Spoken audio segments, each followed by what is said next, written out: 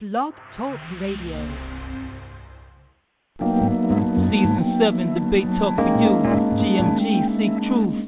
Listen, I'm on a get knowledge mission. Debate talk for you is a Great Lake to fishing. You know a war got a blaze in the kitchen. If the seat too hot, don't try to sit in. We touch topics to bless you, yes. And plus we gotta line up a special guest.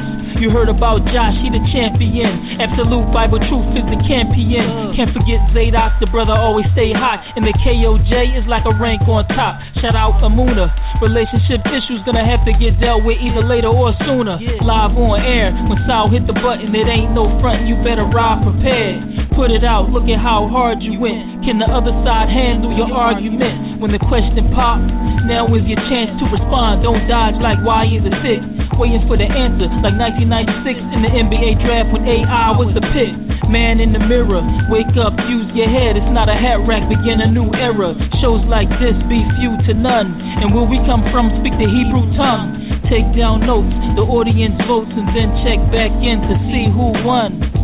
Debate talk for you, for you, debate talk for you, for you, for you, for you, for you, for you, for you, for you.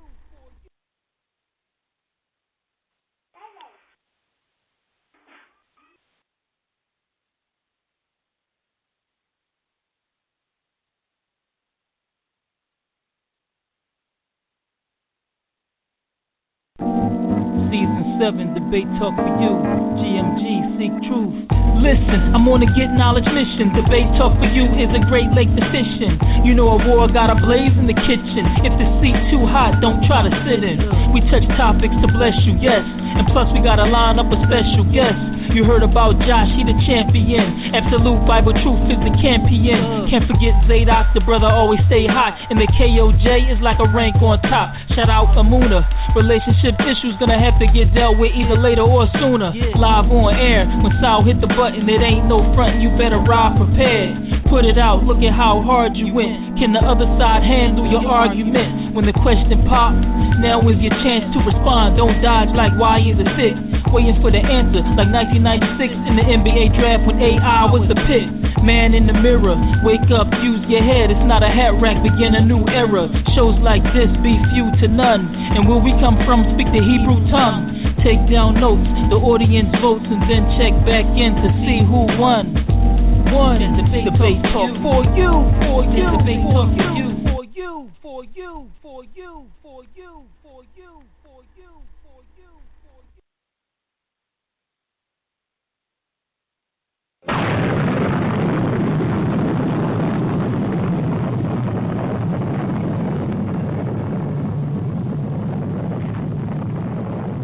Welcome to the planet of debates.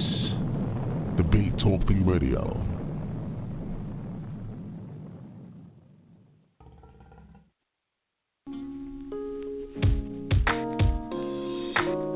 Welcome to another episode of Debate Talk for You.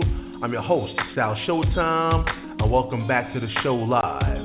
I appreciate everybody out there that's been supporting the show over the years, and we want to have your continued support by going to www.paypal.com. Use the email debatetalkforyou@gmail.com. We need your support in order for us to have the show available to the masses each and every month because, of course, we have monthly fees in order for the show to remain on the air. So once again, we appreciate the support out there, people. Again, if you want to show your support, go to www.paypal.com and use the email debatetalkforyou@gmail.com. So if you love what you hear, you love the content, you love the segments, and the special guests that come on the show, please keep us on the air. We love you guys. Again, show your support. You know the email. One love.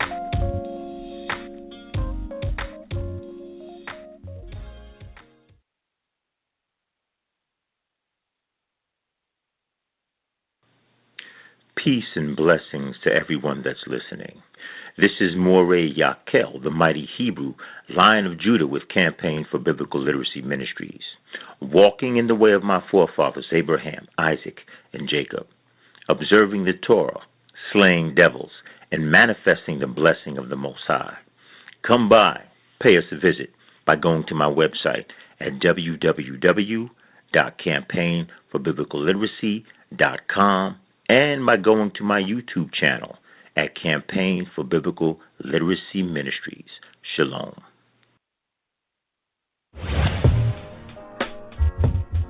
Hi, this is Tyrone Thompson, host of the Blog Talk Radio broadcast Talk Real Solutions. Please tune in and listen to all of our shows 7 nights a week at 9 p.m. Eastern Standard Time. At Talk Real Solutions, we cover a variety of topics to ensure we speak about what may be needed in our community at any time. Talk Real Solutions is the hottest blog talk radio show going on right now. You can listen to our broadcast at www.blogtalkradio.com/talkrealsolutions or visit our website at www.talkrealsolutions.com. Also, like our Facebook page at www.facebook.com/talkrealsolutions. You can call in at any time during the show and add to the conversation and offer your solutions at 1-858-357-8453. That's 1-858-357-8453. Because at Talk Real Solutions, we want to make sure you have a chance to talk real solutions.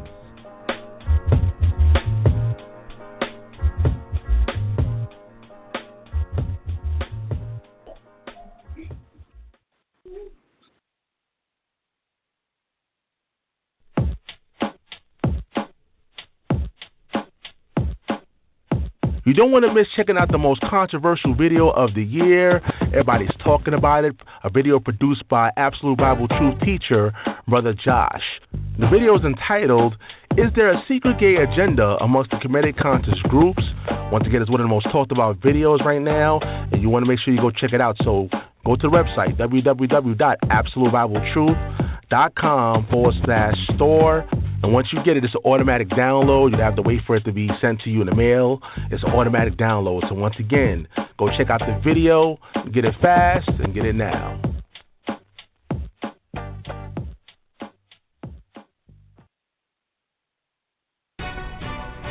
Shalom, Israel. This is Brother Robert, a.k.a. Pastor Nobody, from the Fountain of Israel Bible Studies class.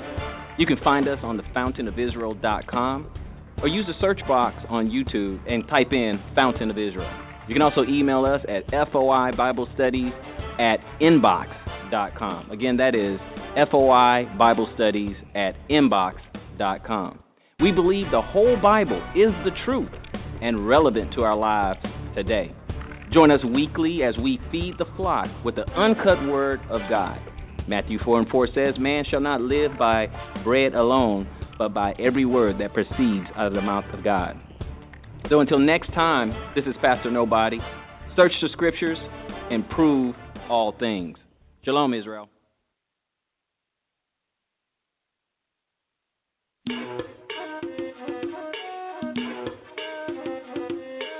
If you need an added push to have your products heard by 1,000 listeners out there, come advertise on Debate Talk Radio. All you need to do is send me an email at debatetalkview@gmail.com, and it's a $25 fee for a whole year to advertise, whether it be a live event, a book signing, merchandise, website, or if you have your own radio show that you'd like to promote. Once again, advertise right here on Debate Talk Radio. Take advantage of the low fee. Trust me, no one else will give you such a low fee to advertise via worldwide radio. So once again, send me an email at debatetalkforyou@gmail.com for more details.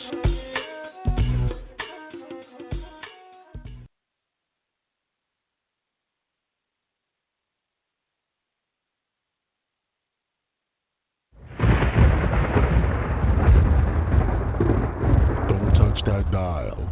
You're now listening to Debate Talk Radio.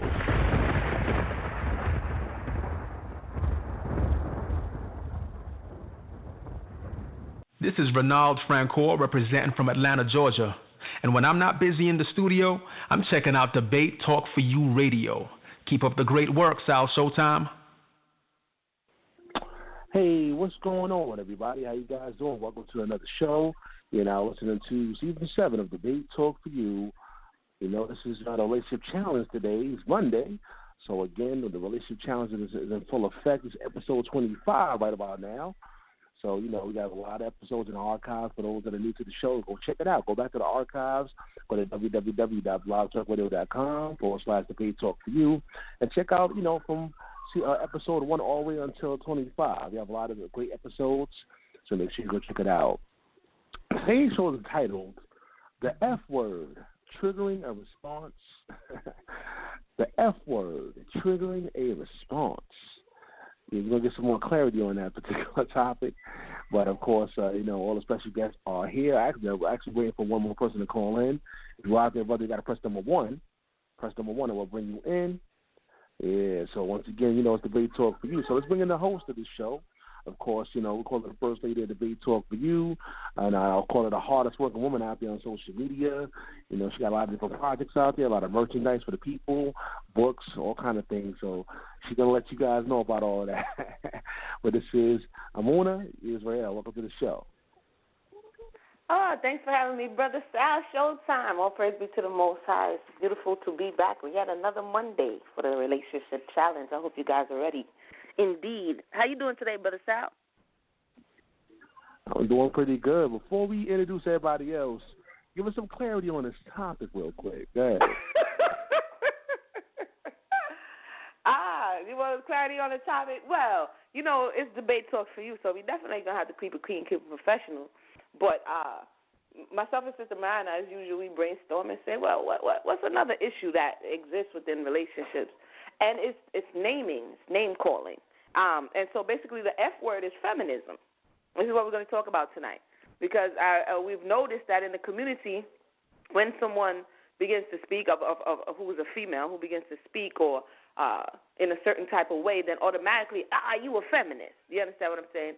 And this exists within our community. It's a divide. And it's oftentimes ambiguous as to what exactly is feminism.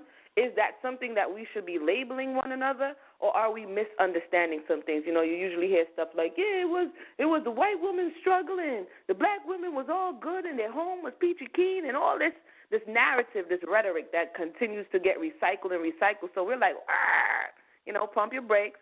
Let's go ahead and unpack this and really see what it's all about. So that's what's the conversation, Brother Sal. Wipe the sweat from your brow. It's all good. It's still clean, still professional. We're going to talk about feminism. All right, there we go. Keeping it clean, keep it professional. You know how we get down. I appreciate that. Well, let's go to the special guest. Hold on. Let's go to the home panel. And by the way, Ahwar Da Swordsman cannot make it tonight, but he's going to definitely make it for the next relationship challenge. Hopefully everything is okay. He's going to be okay, and he's going to come back for the next relationship challenge. But we still have my sister right here, Mayanah. She's here. Welcome to the show. Oh, thank you, Brother Sal. How is everyone? Shalom, shalom. Greetings to everyone. It was good to hear you ask the question about tonight's topic. And as Sister Emunah already elucidated for everyone, is that we want to really look at and interrogate the way labeling gets presented in the middle of conversation, and how this introduction of dialectic tension, whenever a topic becomes too hard for the other person to really parse through or defend, then there's this pushback, and then, we throw out these words that are meant to derail intelligent conversation and create an emotive environment so that emotions are what's driving it. And as she said, the featured word is feminism, but there are a lot of trigger words. Is Bro.Mercy one of our guests tonight? Yeah, say that again. Didn't hear you. Is Bro.Mercy one of our guests tonight? Oh, yeah, he's definitely here. He's standing by. Okay, so that's fair. The reason I ask is that typically, during our conversations, Bro.Mercy is one of our guests that are that's very quick to point out or to correctly point out that one of the first things that Adam did was he labeled things. He gave names to things. And Bro.Mercy in episodes past has pointed out that people are very quick to men specifically like to put names to things, and they're so busy naming things and calling people things that we're not necessarily listening or valuing conversations. And so I think that I'm actually looking forward to hearing Bro.Mercy's position for that reason. But, yeah, so we decided to do, Emunah and I, after really kind of paying attention to what's going on out there, paying attention to the conversations that are being had and the way people are responding to each other. And sometimes by using these trigger words, like I said before, it derails the topic. And now it becomes a very personal kind of attack on an individual because the topic is something that either they aren't learned in, because feminism, I think that we'll probably talk about a little bit today and give some clarity to people who don't know and who like to believe that feminism specifically kind of fell out of the sky during the 40s, 50s, and 60s, and they're not really aware, not even the 40s, I think it's the 60s and the 70s. And these things are not true. We're not going to defend second wave feminism. I'm not one of the people who have a great deal of investment in that particular ideology. So for all of those who are like, I knew it, Mayanah and Emunah, feminist, I knew it, and they're going to go and defend this anti-man doctrine, which of course we are not. And we're going to do some things that we typically do, and that's inform, educate, elevate, and have intellectual conversations with the people.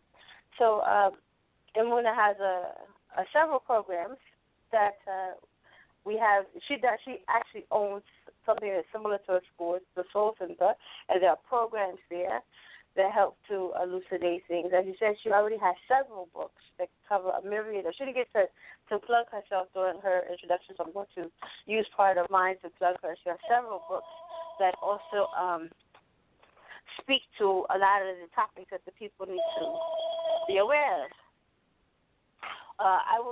My book should be available also. The first will be available in the spring. It's one of two parts. The second part will be available towards the winter. And then there's a third book that is also in the process that I'll be writing. It should be ready in 2018.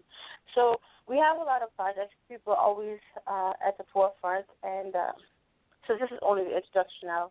I'll yield the floor so I can meet the other panelists and we can get the conversation going. All right, that's Mayanah Johnson right here.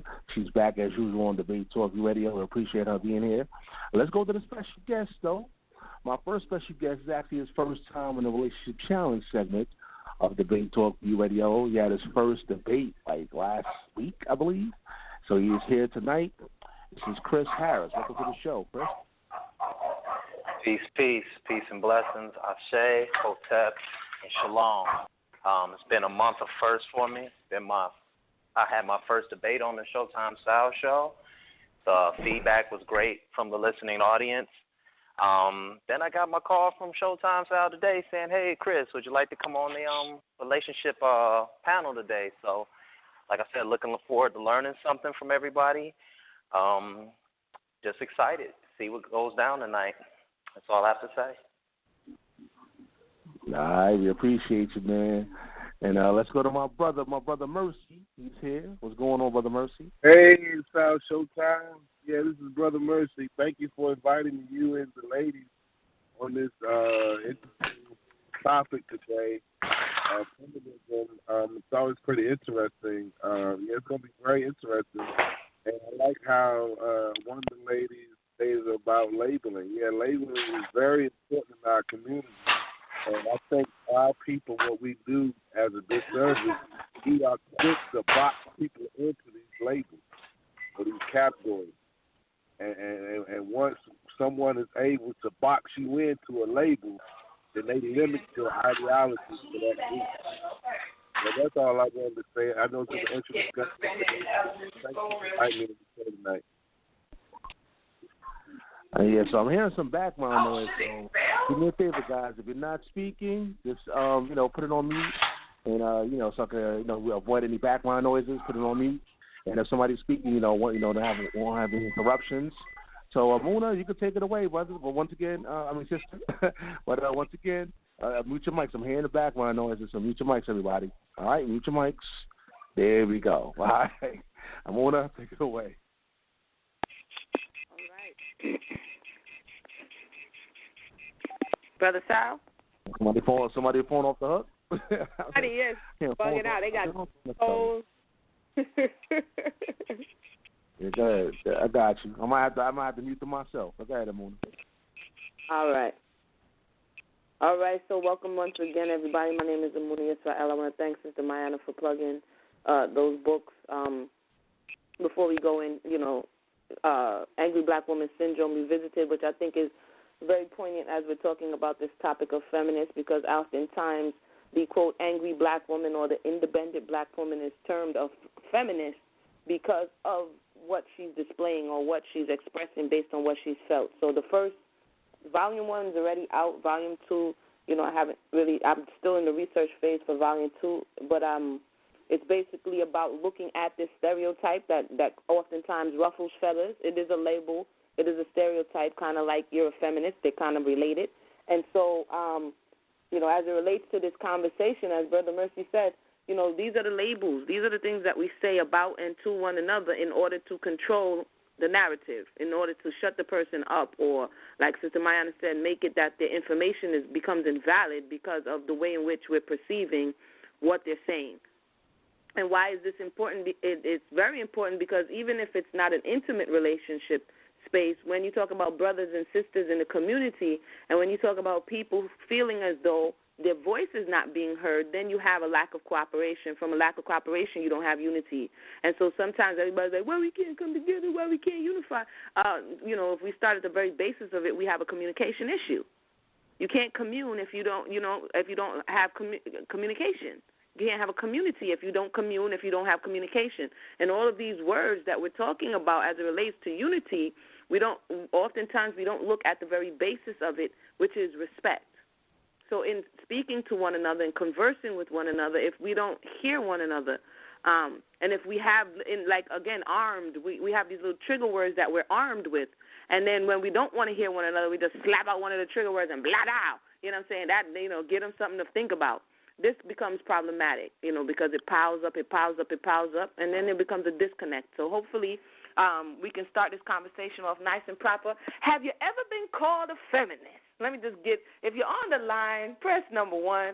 If you're a man, have you ever called a woman on social media a feminist because you didn't like what she was saying? Have you ever alluded to that? And if you're a woman, have you been called a feminist because you possibly have been pointing out some errant thought or doctrine or some dangerous type of information? Let's even just see if the conversation is relevant. I'm going to go first to Sister Mayanah. And Brother Sal, please remind me of the guest name. I'm sorry. Usually I take note, and the recent guest that just came on, our new guest, definitely welcome to the show. Welcome back, Bro.Mercy. And if you could just remind me of his name, Brother Sal, that would be greatly appreciated. And I'm gonna go to our whole panelist right. Go ahead. Chris, right? Yes, Chris Harris. Chris. Mm-hmm. All right, cool. I got it. Thank you for that, Brother Chris. Welcome to the show. And so we're gonna come to Sister Mayanah, then we'll go to Brother Chris, and we'll come to Bro.Mercy. Have you ever been called a feminist, Sister Mayanah? And if you're a male, have you ever called someone in these spaces or outside of these spaces a feminist because you didn't like what they were saying? And then definitely, Mayanah, you can go into your opening statements, but we like icebreakers around here. The mic is yours. Oh, absolutely. I think that I want to add one more question to the audience, and we spoke about women who may have been called feminists and men who may have called people feminists. So what about those women who have internalized a particular idea about what feminist is? Have women even been the ones to call other women feminists based on that same acceptance about what we believe feminism is or represents? So I think that's another category of people that could potentially respond with a press 1 during our polling of the audience.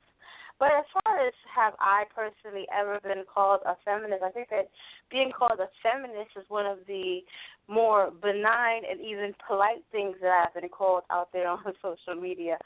So, without a doubt, since what I concentrate on, what my conversations are usually organized around, is revealing and discussing accurate identities, biblical identities for women. So since I privilege the accuracy of the contributions of women over the pulpit narratives or the fictions that have been promulgated through time and have become popular due to recycling rather than research, then, yes, just by virtue of me saying this is not a fact about womanhood, this is not a fact about what's going on in Scripture or the representations in Scripture, then rather than deal with the fact that I'm talking about realities, it's easier, it's more comfortable, and it's a faster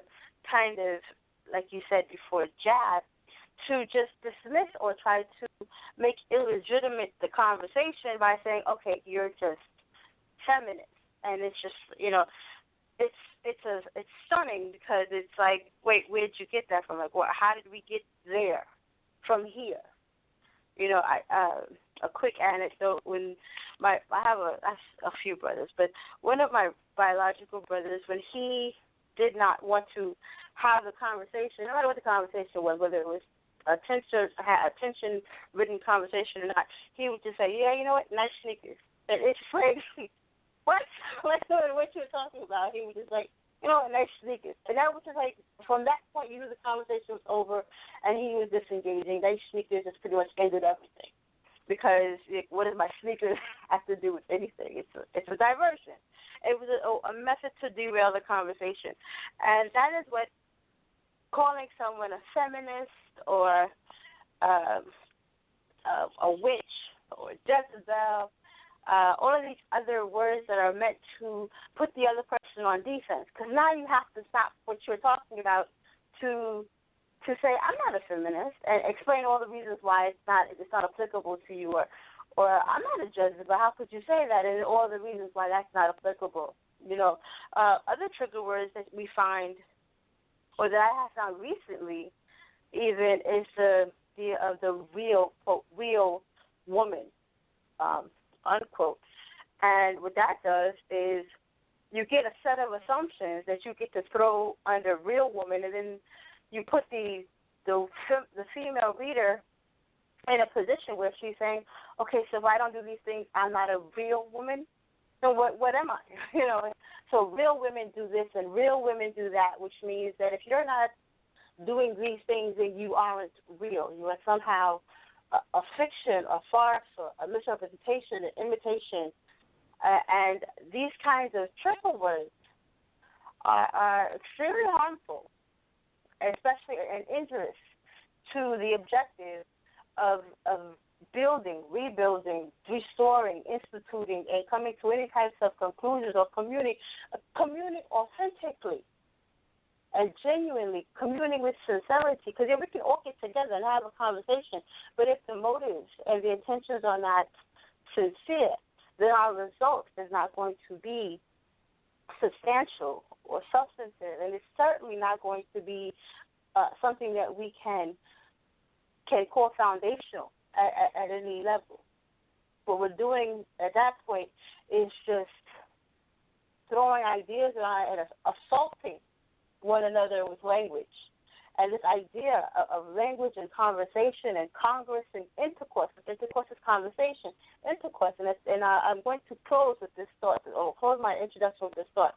If intercourse can be considered conversation, and if the people involved in it, let's say there's two people involved in the conversation where ideally two people are involved in intercourse, where only one person is being heard and only one person is validated, and only one person has the ability to set the tone, then that is the equivalent of linguistic masturbation, because they're the only person participating in the act. Just like in sexual intercourse, there's only one person doing all of the action. That's masturbation. It's the same thing with this conversation. Only one person is allowed to be a participant in that conversation. That is linguistic masturbation, and it is not communication. It is not communing. It is not building. It is not. It cannot be given to the rise of an exchange of ideas or the intent to build. With that, I yield the floor to hear the others speak. All righty then. That was the voice of Sister Mayanah.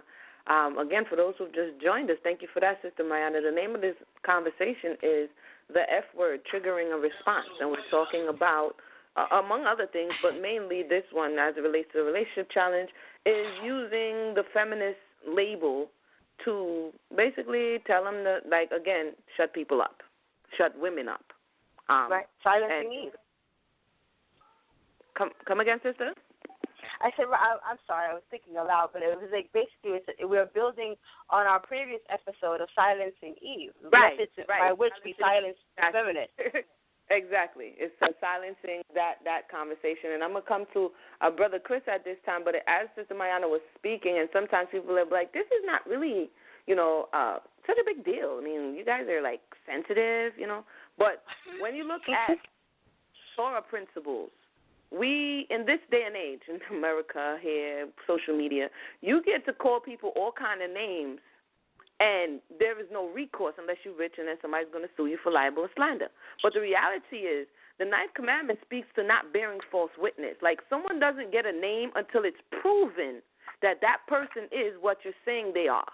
So when it tells you not to bear false witness, and we're using a faulty thought process to even I asked somebody the other day, well, can you give me a little information about what feminism is?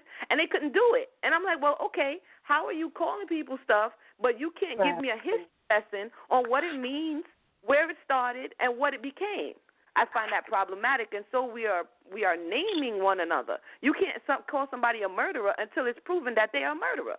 You can't call somebody until it's proven that you can suspect them. But Torah has laws against libel and slander. So I'm going to come to Brother Chris right now, and I'm going to go to Bro.Mercy. Brother Chris, the mic is yours. Welcome to the panel.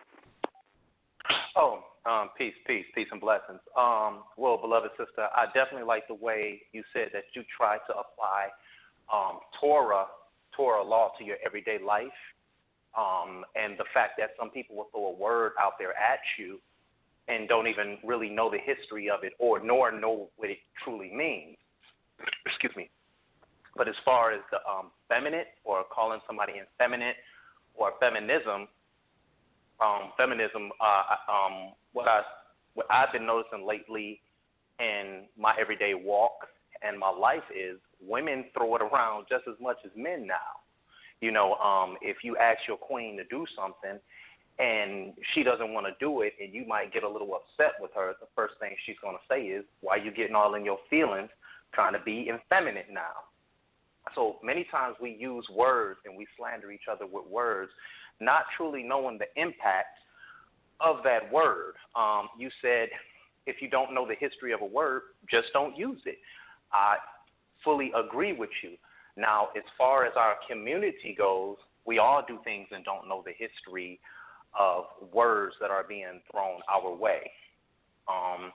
As far as feminism and effeminate, I'm still trying to see how this correlates into relationship building, because I think when you're building a relationship, it should already be a basis of who's going to take the lead and who's going to take the secondary lead, because a man needs a woman just as a woman needs a man. The Father did not create us to be separate. He created us to be together. I hope I answered the question the best way that I could. I don't think anybody should be called effeminate because they have a disagreement with a particular person's view. If I see a woman empowering herself, I'm not going to sit up there and say, oh, she down with feminism. No, I just see a woman empowering herself so she can be better. If I see a man get upset and he begins to get all emotional, am I going to call him effeminate? No, I'm not. But I will admit I have told queens in the past that if I asked them or told them to do something they didn't want to do and they begin to get upset about it, I have said, man, you are effeminate in your feelings now. But 10 seconds ago, you was big timer up in here and you was acting like a man. So it's a very, how can I say, it's a slippery slope when you're using and throwing that word around, because it does offend women. Like, at the snap of a finger, it offends you all. I've never understood why, because it's just an attribute of our sisters and queens out here and our young women out here. It's just an attribute. I don't think it's anything negative. Thank you for that. Brother Chris. You brought up some points. We're going to have to definitely stick some pins there and come back to it, because it is balanced as it relates to, as you said, on the masculine side. Feminism is we're going to get into that. But you brought up a very poignant point about, and I see men doing it to men, saying it to men. Like, I see women saying it to men. I see men saying it to women. And so it has a lot to do with our relationships, because if we can't relate to one another as brother and sister, then we sure ain't going to be able to relate to each other as husband and wife. And sometimes we think we could just skip over this stage of, just as Sister Mayanah brought out, when you look into the dictionary, you look up intercourse, the first definition has to do with conversation. Modern society has turned it into something else. But when you're having conversation and you're conversing, it's supposed to be fluid, And when there is a blockage on either side, then, communication lines break down, and in a relationship you can no longer relate. So your relationship is in trouble. So I think, name calling, when I was younger, my mother would always say, no name calling. Name calling has an effect, and it can be signs of emotional abuse, mental abuse, manipulation. So it has everything to do with relationship challenges.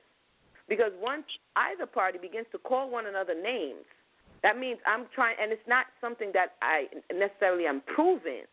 It's just something that I know that it gets to you, so I'm going to call you this name so you can feel worse about yourself, so I can easily manipulate you. That definitely is a cancer in any relationship. I wanted to say before I come to Bro.Mercy that when I was speaking about Torah, there was a time in American history, I'm remembering the Salem witch trials.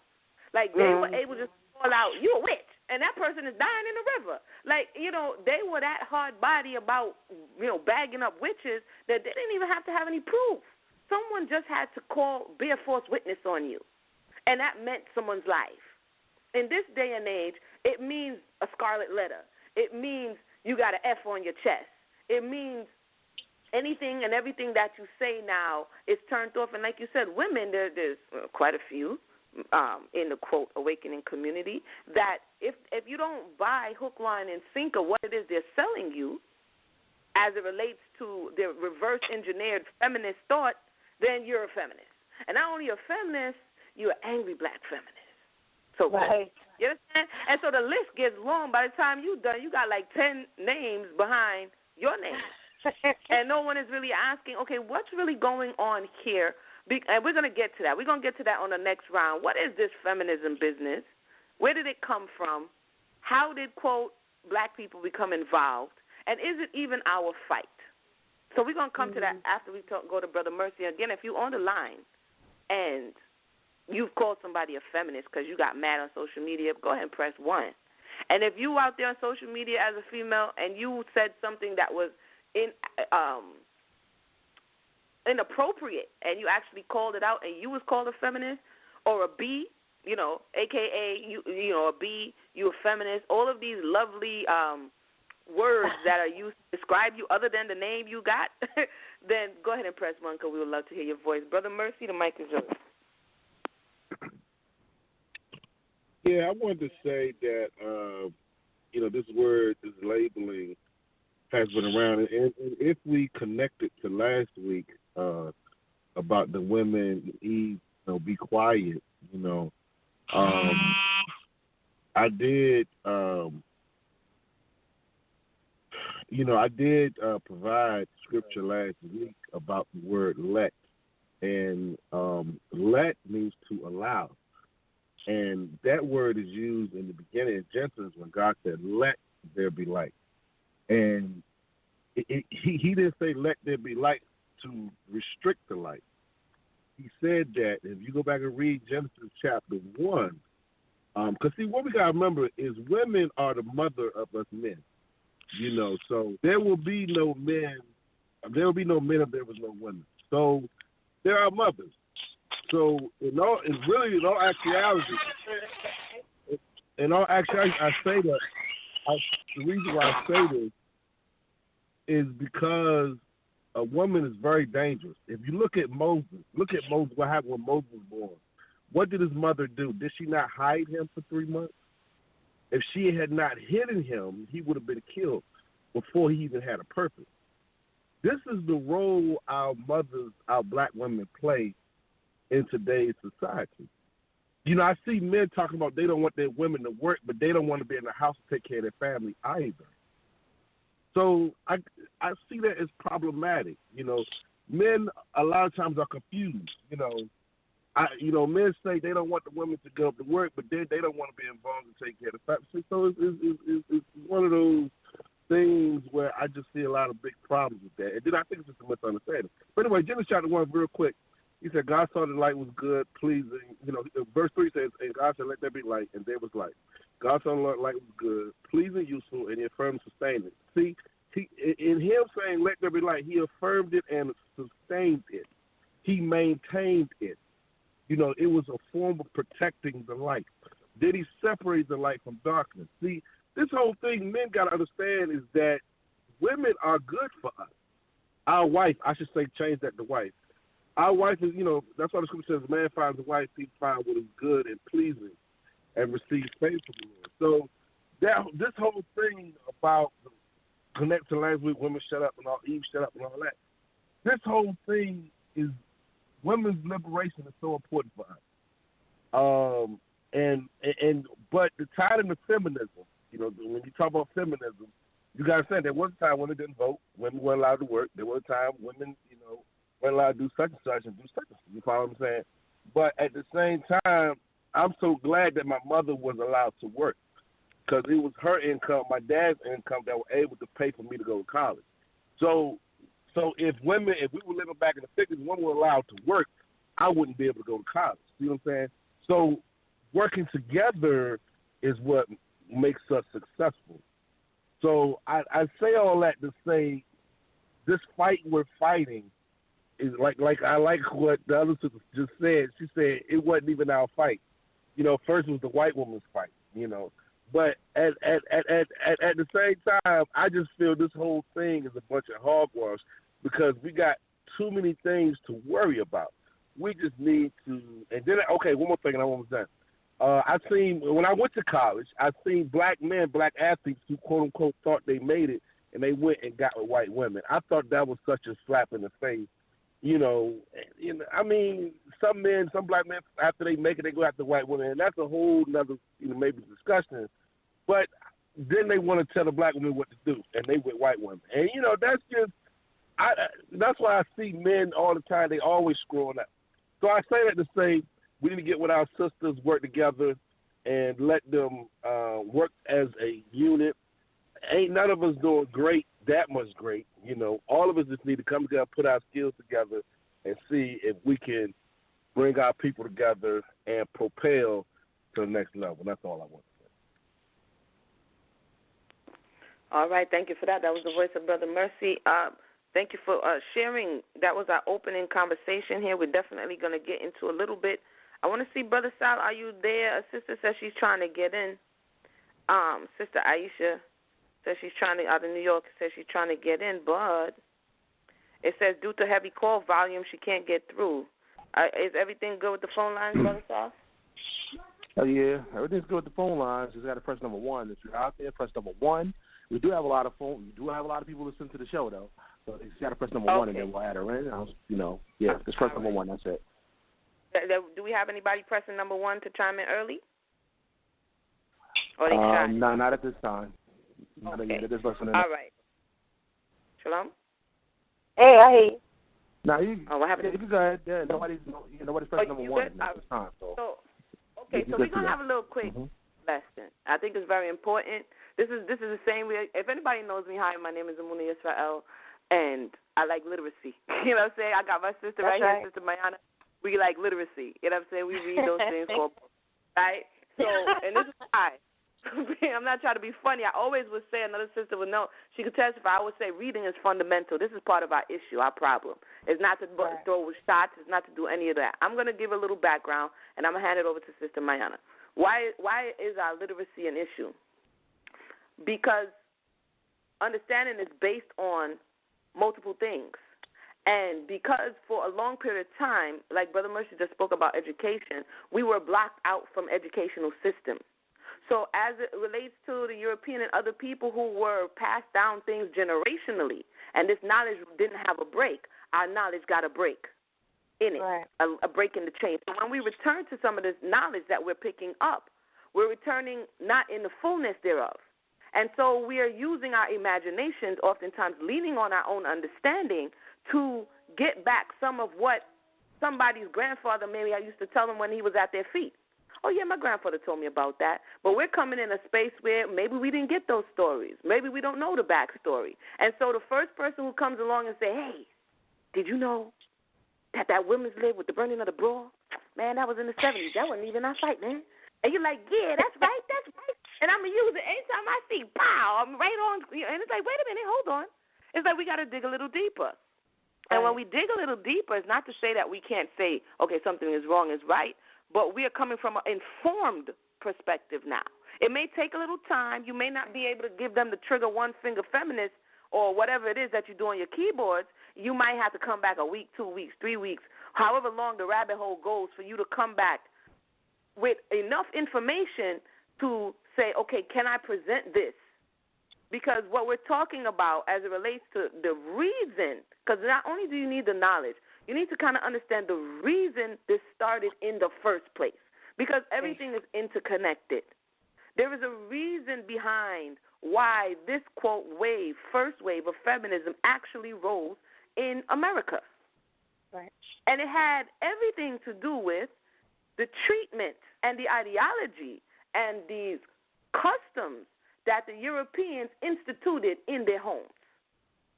Okay? And so we're going to clarify some things. And Brother Mercy said one thing. I'm going to give it to Sister Mayanah. As it relates to the quote-unquote black woman, in the West, she has always been working. This is a thought that sometimes people are like, yeah, the black women was in the homes. When?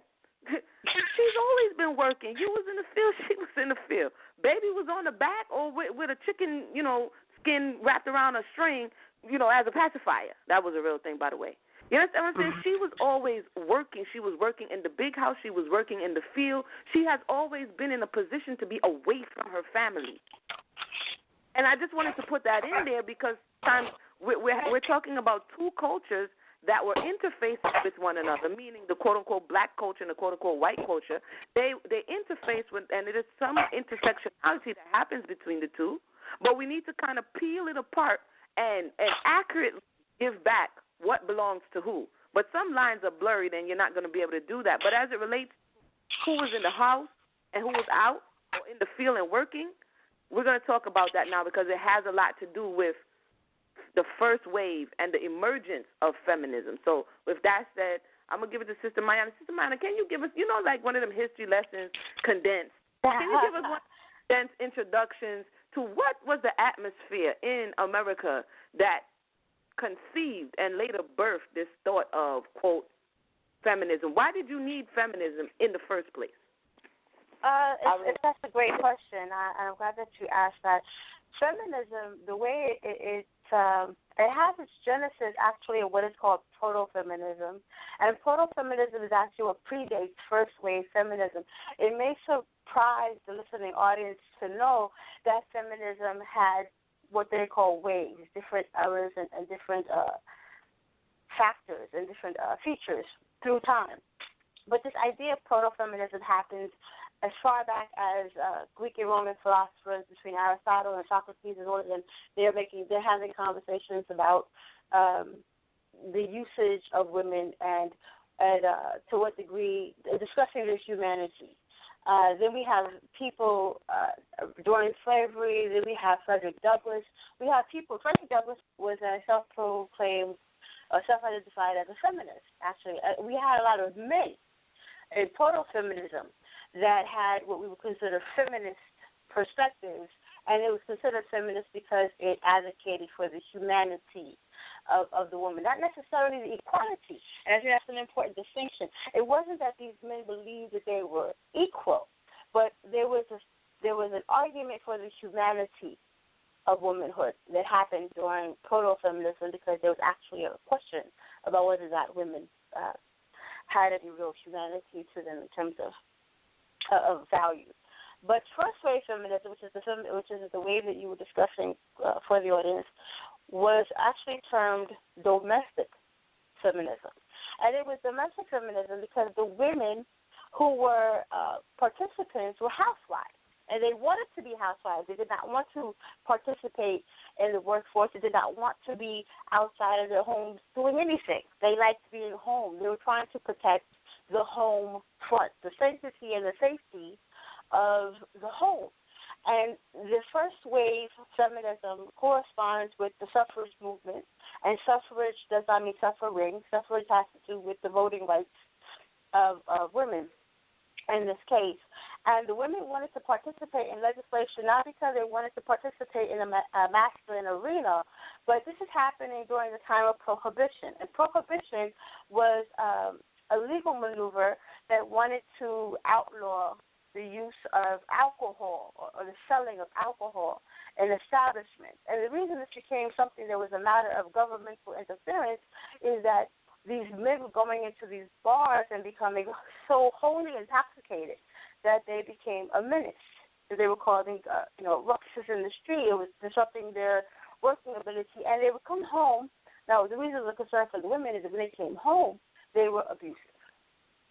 So when the women heard that there was going to be a legislative move to prohibit the men from becoming so intoxicated that they became a danger inside the home, they were unable to be providers, unable to be protectors, unable to be, that stable to end the home the women were depending upon. They say, hey, can I get a piece of that? And they were like, well, actually, no, because we're going to be doing this by voting, and you guys don't vote. And so they were like, okay, so can we vote? And that's why they wanted to become a participant in that movement. This first wave was all about protecting the home, participating in government, and supporting masculine initiatives, because Prohibition was a masculine initiative, and they were supporting it, not creating it, but supporting the sanctity of the home, the safety of the home, and the health of their men. And so what happens is that the men actually grant the women this right to vote. And when they grant the women the right to vote, it's not because the men got together and decided the women are equal to us, or that the women were going to elevate their social status to be equal to men, but instead, and it's very interesting, according to the book, you can read for yourself, there's a book called Just a Housewife, and it's by Glenna Matthews. And Miss Matthews goes on to state that one of the reasons why the men ultimately allow for women to have the right to vote is because they believed that women would use their vote to maintain the moral compass of the country, whereas men would necessarily be focused on power, aggression, accumulating wealth, and all of these other very heady, what they would consider masculine spaces. Women would be the ones who would push initiatives that had to do with social initiatives. They would be the ones that would do girly things like, let's make sure the kids, things that would protect the children, or if there were legislations that were good for, kind of those kinds of areas where they expected women to have a higher sensibility, allowing women to have a voice and a vote would help those initiatives go through. So first wave, what we're calling feminism, was really everything that we see now. People just alleged return to domesticity is actually just feminism. First wave feminism is exactly feminism. It's not a distinction from feminism. Like, we have these conversations now, there's a femininity movement, let's all go be housewives again, and poo-poo, if you don't like it, you must be feminist. Actually, what you're talking about is first wave feminism.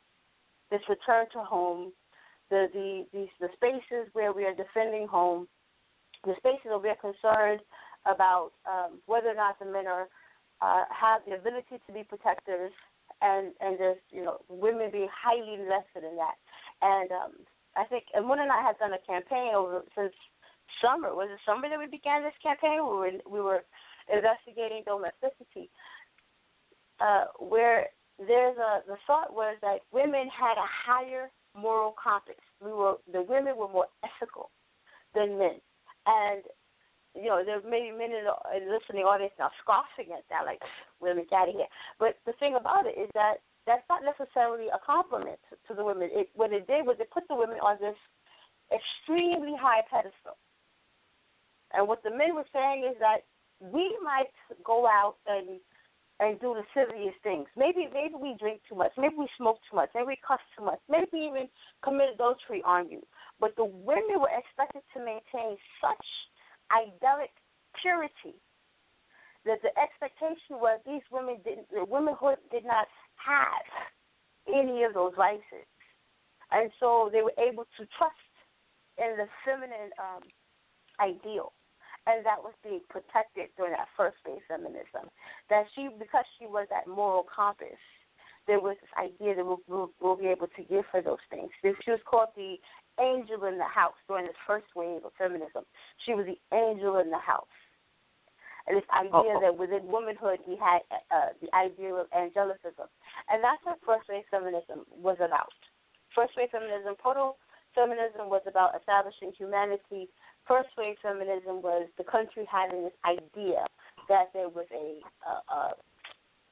heightened moral, ethical compass within the woman. And so that's why she was afforded the right to vote. And that's what that first wave was about, the support of legislation. Yes.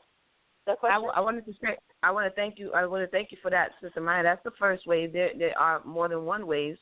Yes. When we did a video last year, talking about this topic, and because of this very reason, and I wanted to say also, as it relates to the push for the abolition of slavery, there were many, because the reality is that the European men, it was and is oppressing not only everybody else but his own as well.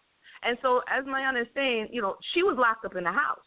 If you watch a lot of narratives or read a lot of narratives or watch, you got the little daughter, she's antsy, she's looking out the window, looking at the buck, talking about wait till daddy turn around, because she's locked up in the house. And she's being taught, again, you're a goddess. You're going to be the angel of the house. You marry well, right, and this is your domain. This is your castle. This is your kingdom. And you don't sully yourself and do all these things. So this was, and they got, cabin fever. A lot of them wanted to escape out of this, quote, privileged prison kind of, sort of. And so the point of the matter is that a lot of them began to join in with the abolitionists, to say, I know what it is like to be oppressed. I may not be in the field, but I am oppressed in the home. And so the need for the woman to, again, it's not to say, there's a bunch of feminists. No, it's about clarity. What pushed her to begin to raise and lift up her voice was the fact that her voice was being suppressed. So we can't say that something was birthed out of nothing. It was birthed out of a need to be heard. And so it's just like, no, not just like, but this is why they are so closely aligned with a lot of movements as it relates to quote-unquote black people, because this is the same thought process. You are suffering, I'm suffering. So I just wanted to put in there that you can look it up. You can look it up. Even Frederick Douglass, when he went to it, I think it was the Seneca Falls conference. Look up the Seneca Falls conference in 1800s, late 1800s. You'll see Frederick Douglass there, because he was an abolitionist. He was around people like William Lloyd Garrison, and he was also around these early first wave, quote unquote, feminists, and they were very instrumental in the writing or the editing of and the pushing forward of these meetings that they were having in all these towns for the abolition of slavery. When you look at Incidents in the Life of a Slave Girl, when you look at the foreword, Harriet Jacobs is writing to and appealing to the European women. She was appealing to the conscience, like Mayanah just said, the conscience of these women to say, hey, bring it to their attention. What's going on here is wrong. So when we quote certain things and say certain things, when we do it in ignorance, and even further than that, and I'm going to check on to see how everybody's doing, Sister Mayanah, before you go in again. You know what I'm saying? But when we do this in ignorance, we kind of not even, your foreparents would have been looking at you like, what? I mean, we understand what it became, which is something totally different. But and that's going to also be examined. But the reality is, this is all verifiable facts. Like a brother was telling me the other day, facts. So before you go, go ahead, on, I do want to say that there was Brother Chris in his opening statement. He brought in another trigger word that we didn't introduce, and that was something effeminate. And although I can't say that I heard too many women use effeminate to each other, but the idea of attacking a man's masculinity is a trigger word for them. Like when this idea of being emotional, it was curious to me that he said that he doesn't understand why that is an emotive kind of designation.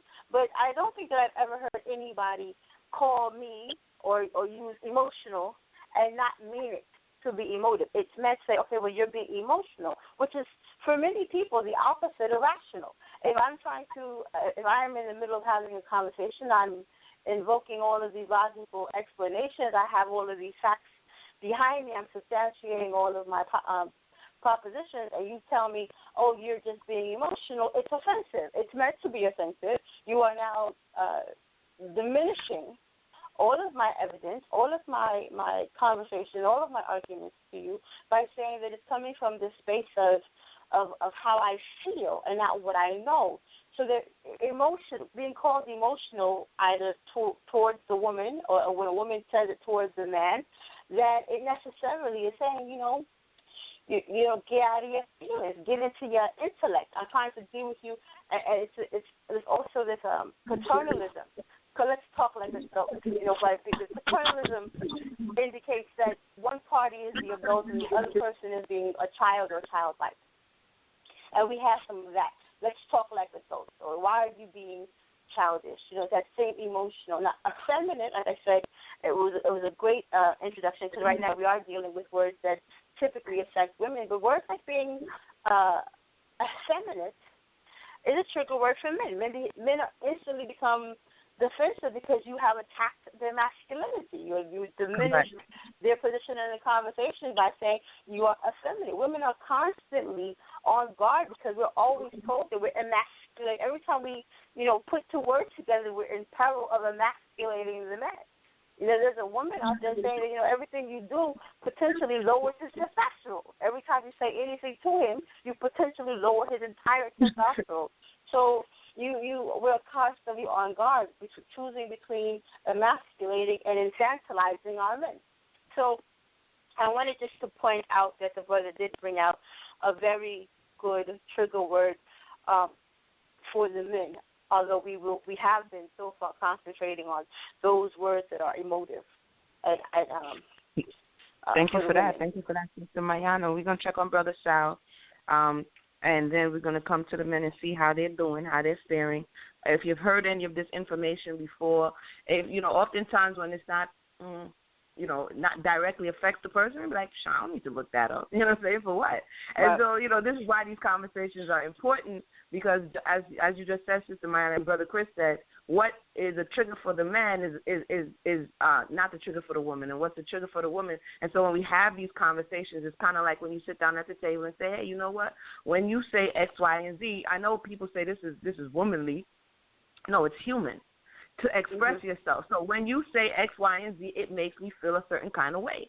And when I feel a certain kind of way, I react to you in this way. And so we begin to open up these lines of communication and begin to heal these areas that we are badly, badly, badly wounded in. But, Brother Sal, do we have any ones in the air? Let us know. The mic is yours. All right. If you have any questions or comments at this time, you know that number, 319-527-6239. We do have someone from Skype calling in. Let's go to that person. Skype caller, you're live on the air.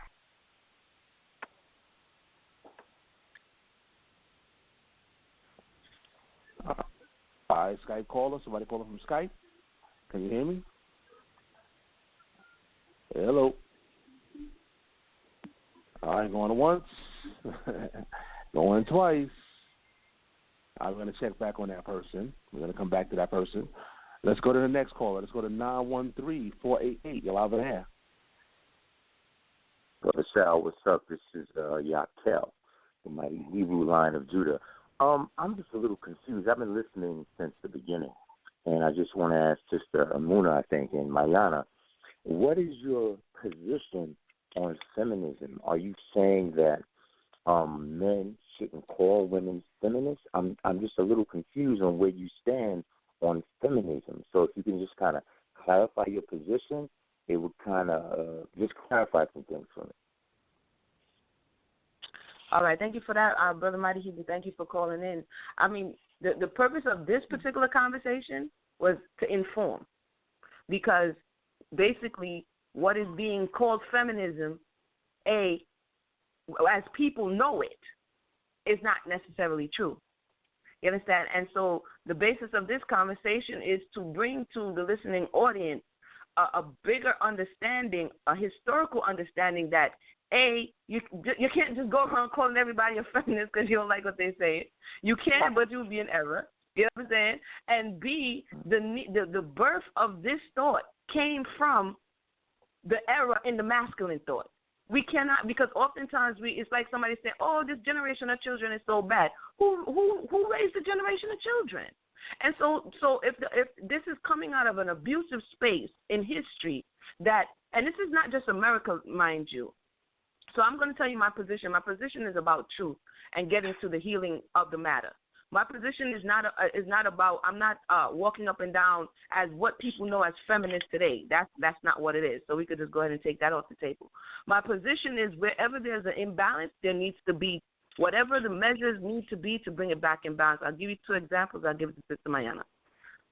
Someone just did a documentary or a short documentary in Kenya that a large majority of the younger women and men have sexually transmitted diseases. And they call them, I don't know if you guys saw it on social media, they call them the karate grannies, where these elders, 60 and 70 and 80 years old elders, had to, these women, because the community and the masculine principle is no longer protecting them, they had to protect themselves. And some would say because they're pointing out that this is a failure in the community and a cancer in the community. Oh, you're a feminist. You hate men and you want to beat them up when they come. Okay, they're raping 80-year-old and 70-year-old women. The second instance where we can kind of see a working picture of why this thing came to be, because if we don't understand why it came to be, then we're just name calling.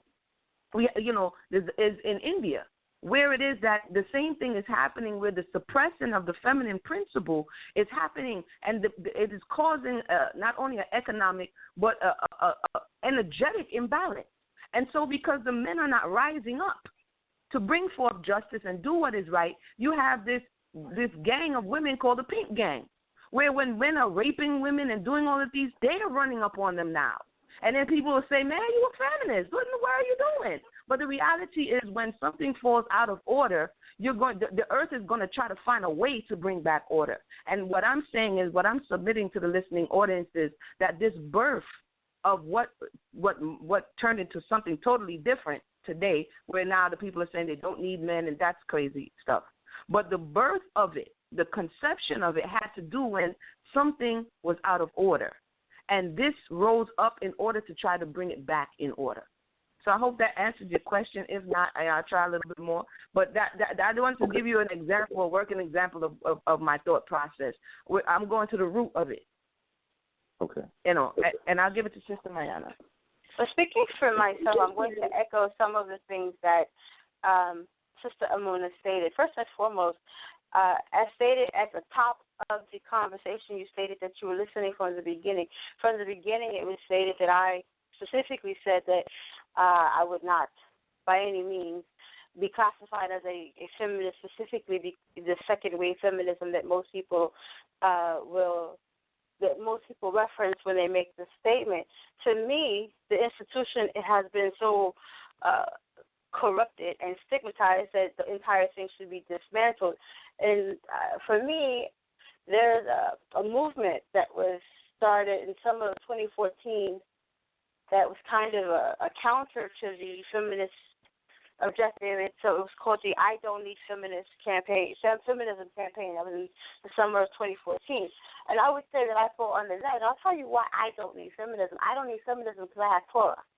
Torah already accurately represents who I am, what my purpose is, and what I am supposed to do. So I don't need feminism. If there's a confusion at all for you or anyone in the listening audience as to does Mayanah subscribe to feminism, then allow me to allay those concerns.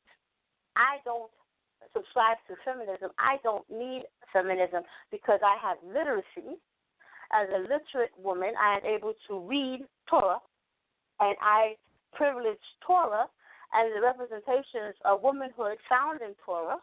And so since this is my guide, I don't need a movement that, irrespective of what it was born from, I don't need that movement because Torah describes why women were introduced into the dynamic and what our function is in the dynamic, the fact that we are good in all of these spaces, the ways in which we represented our womanhood, the ways in which we contributed to our cultural narratives and creation, the way we did all of these things are found in Torah. So feminists and feminism, I would like to make sure there is no confusion, sir. Absolutely none in that regard. As the sister stated, this is informative because it's important to us that when our sisters and our brothers engage in these global conversations about political spaces and political periods, that they do so as informed people, because what happens is many of our brothers and many of our sisters are not speaking in isolated pockets. They're speaking on global platforms and representing Israel and speaking from, I don't want to say ignorant, although that would be accurate. I'll just say ill-informed positions. And if you're calling somebody a feminist and that is not an accurate depiction, the person speaking may not know it. Maybe the local audience doesn't know it. But somebody with more education does know it and is looking now at the speaker who has decided, I am Israel, let me represent the intelligence of Israel. And Israel's not very intelligent because that's not what feminism means. That's not what that word means. Why are they using all of these terms they don't know? And then all these people coming to their computers and pressing like, okay, all you did was co-sign ignorance. And so what we're trying to do, which is the responsibility of the feminine principle, is to cry it out and say, listen, this is not right. So there is a such thing as second-wave feminism, and yes, it did have a different purpose from first-wave feminism and even proto-feminism. Third-wave feminism differs even further than that. But the point is that you should know, and the audience should know, and Emunah and I felt like we needed to know, because we were going to talk about these topics, the difference, because there is a difference. And there's value in being intelligent when you enter into an arena and having a discussion, especially if you're going to slap labels on something. Just consider that. If you had to go, consider the importance of properly labeling salt from sugar. You can't just decide because you have a label that, it's white and it's grainy, I'm going to label it salt. If it's sugar, you have done an unintelligent thing. So if you're going to slap labels, I understand the value of labels, but they have to be accurate. And what the sister and I are trying to do, as she stated previously, is we're moving for this moment of information and accuracy. And it's love. It's love not to send our people out there ill-equipped, especially if we consider ourselves going to battle. You go in there with the right equipment. You go in there with the right ammunition. You go out there with the right ammunition. You go, and that's what the sister and I are doing. So prayerfully, they gave some clarity. If not, by all means, ask more. Stay on the line, ask questions. I'm more than willing to answer anything and provide whatever clarity you need, sir. Brother Sal? Yeah, caller, you still there? Yeah, caller. You still there, caller. Okay. Thank you. I think that Sister Mayanah, you've made yourself very clear when it comes to your stand, and I'm happy to hear you have Torah And I'm a man of Torah as well, so I'm really happy to hear that. I think that's a blessing. You stand on Torah. I think the other girl's name is Emunah. I think that what I heard from her was that basically it's an issue with how we define feminism, and I think that you're not really satisfied because you think people are ignorant of the history of feminism, and what we call feminism today isn't really feminism. I think that's where you're coming from. But as far as sure, go ahead. No, I want to give you some clarity based on what you just said. The first thing, like I said, is informed. I'm the person who, Mayanah has a different mind, Emunah has a different mind. I'm the person who wants to understand what happened. Because we can name things, anything we want, but if we don't get to the crux of the matter, if we don't, then we're going to just name it something else, but it's going to be the same source. Do you understand what I'm saying? So when I'm looking at what this brought about, I'm looking at it from there was an energetic imbalance. And it doesn't matter what you call it, it's going to manifest again somewhere else. It's like illness and disease. So because I'm always in a healing modality, you're going to hear me address a topic differently from Sister Mayanah. When we approach Torah and we say what Torah is supposed to be, and then we look at what it is, then we have a gap. And I'm in that gap. Because we could say what it's supposed to be, but if we have rules that no one plays by, we're still going to have that energetic imbalance. And what's happening today as we return, and then I'll let you speak, as we return, we're still having this energetic imbalance. We're labeling people who are speaking up against this. Basically, someone speaks up today, you're a feminist. Why are the people speaking up? Who cares? You're a feminist. Someone is speaking up 150 years ago, who cares? Do you understand what I'm saying? So the same need to speak up is there, but now we're saying you're speaking up and that means you hate men. And I'm saying that's not true. Do you understand what I'm saying? What I'm saying is you can call it what you're calling it whatever you want, because clearly we're not calling it based on what they meant by it. We're calling it whatever we want, and we're still not addressing the cause. So now we're just using things to distract us from the reality, like the guest spoke about earlier. We're just using trigger words. That's why the name of the show is Trigger Words, because it triggers you in another direction. And you're not even dealing with the fact that there is still a level of disrespect and systematic oppression and imbalance within the relationship structure. So hopefully that added a bit clarity to why, if you know a little background about me, I'm in the healing space. And so this is the lens from which I look at things, and this is how I present the information, not just for pure information value, but to see how or what can we do to fix the issues that faces. Because if you take away feminism, you're just going to call her a Jezebel or a demon. Right. You know what I'm saying? You ain't got to call her a feminist. You could just call her whatever it is to shut her up. So that's my point. But go ahead, caller. The mic is yours. No. I think I have a little bit more clarity on what you're saying, and I think that from the perspective I was coming from, it sounded as if we were trying to redefine what we call feminism today. And I think if we try to do that, that's like fighting an uphill battle, because that term is used in reference to how we use it today. There's a lot of terms that change over time, colloquialism, slang, so on and so forth.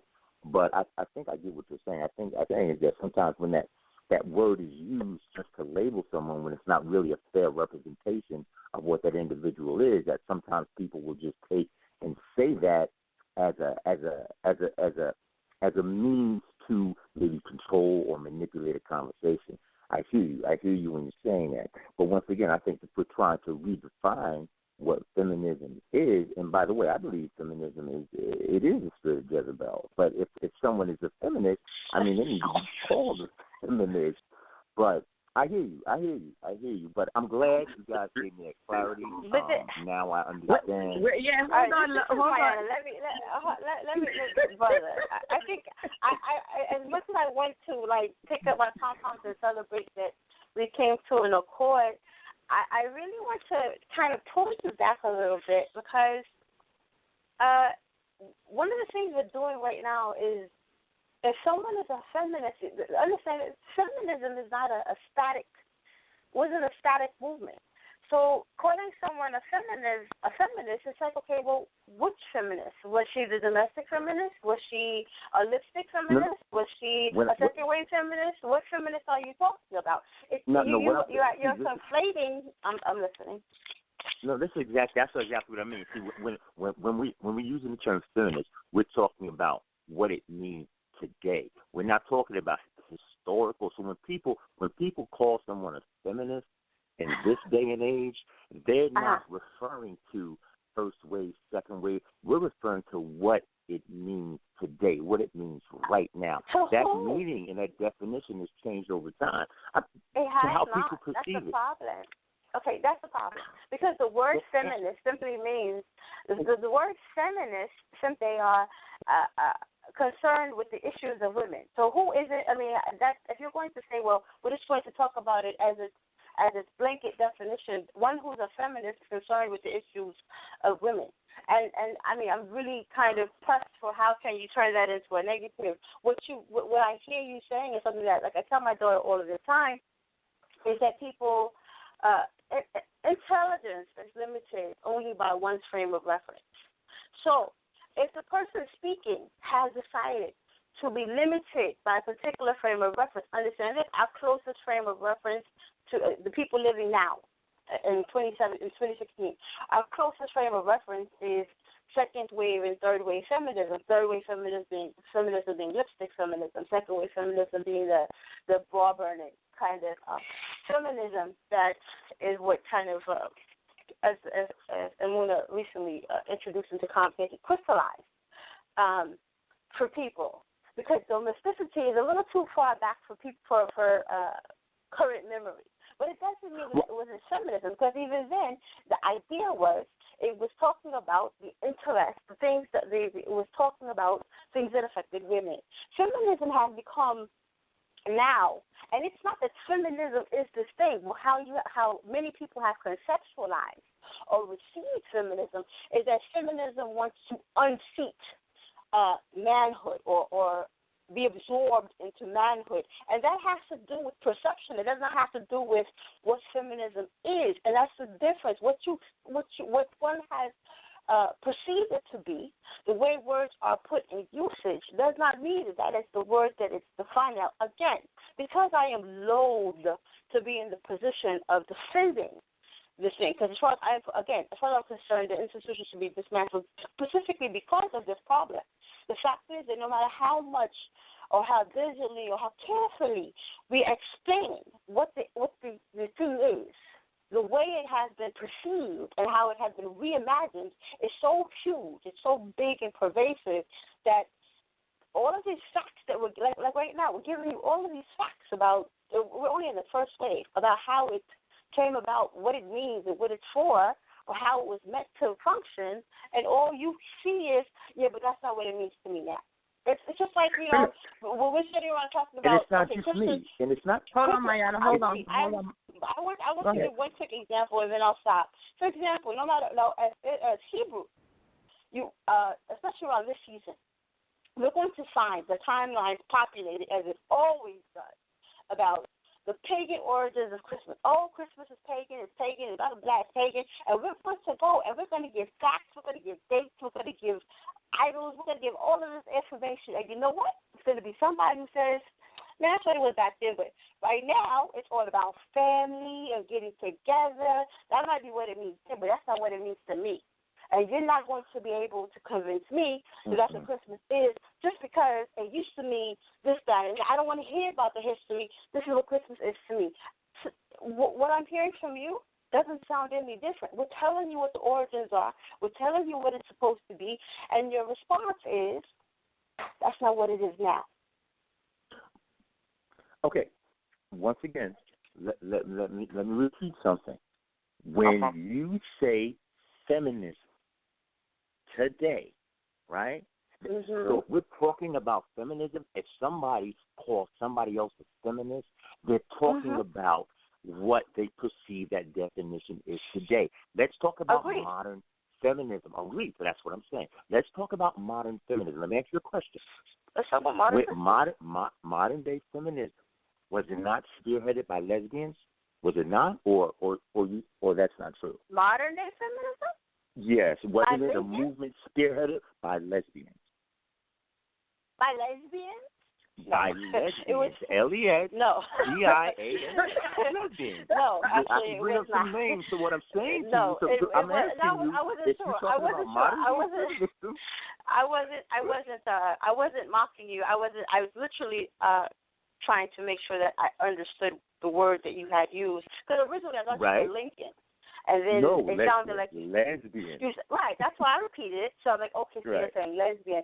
If that's a sincere question, the answer to your question is no. Feminism is not no. Modern feminism is the second wave feminism, and it had nothing to do with lesbianism either. Now, what happens is that really? they were. No matter how many times you say really, the answer is still going to be the same. Go ahead. I'm going to sit back and listen to you. I'm not going to say a word. Now, I understand, and I understand why you would say why that could be understood that way, because during second wave feminism, there was this departure. There was this idea of let's burn our bras, let's not adhere to certain accoutrements of womanhood, like dresses and bras and all these other things, because women did not want to be, at this point, second wave feminism, they decide we want to be understood as people. We don't want to be understood as women. And so they shedded all of these accoutrements of womanhood, which is why we use third wave feminism, which is the opposite, where they want to be, full out. I want to wear my short skirts and you can't say nothing to me. That's lipstick feminism. But the second wave feminism, where there's this departure from femininity because they didn't want to be understood as women, that's where lesbians come to the forefront, because there's so many people who were outspoken, who were speaking. They were in the forefront. They were writers like Audre Lorde. I don't think Bell Hooks was a lesbian. She might have been, though. Audre Lorde, Zora Neale Hurston had, little bisexuality things going on with her too. But all of these writers and speakers were sexually ambiguous. And so it became understood as a movement for lesbians, because so many lesbians were the ones speaking. But it wasn't, understand, lesbianism is about having sex with women. It's not about being understood as having safety in masculine spaces. And so it's different. What you're doing is you are saying that because there were members of a particular orientation involved or prominent during the second wave, that's what it was about. They weren't. The feminism wasn't about lesbianism. It was about. It changed from contributing to legislation, which is what I was describing in first wave feminism, to the consumption of legislation, and it was about being involved in masculine spaces, and that's why it became such a thing. And the people started to say, "Oh, these lesbians, and you don't like men, you hate men," and it's like, okay, that's not what it was about. So, again, I understand why you would say that, or why you might have this impression, because of the fact, like I said, most of the people who are speaking during this period were self-identified lesbians. I won't take that from you. But their message was not about lesbianism at all. So. No, that's not what I'm saying. And it wasn't the modern day feminist, the mother, quote unquote, mother of modern day feminism, isn't a woman, a Caucasian woman by the name of Margaret Sanger?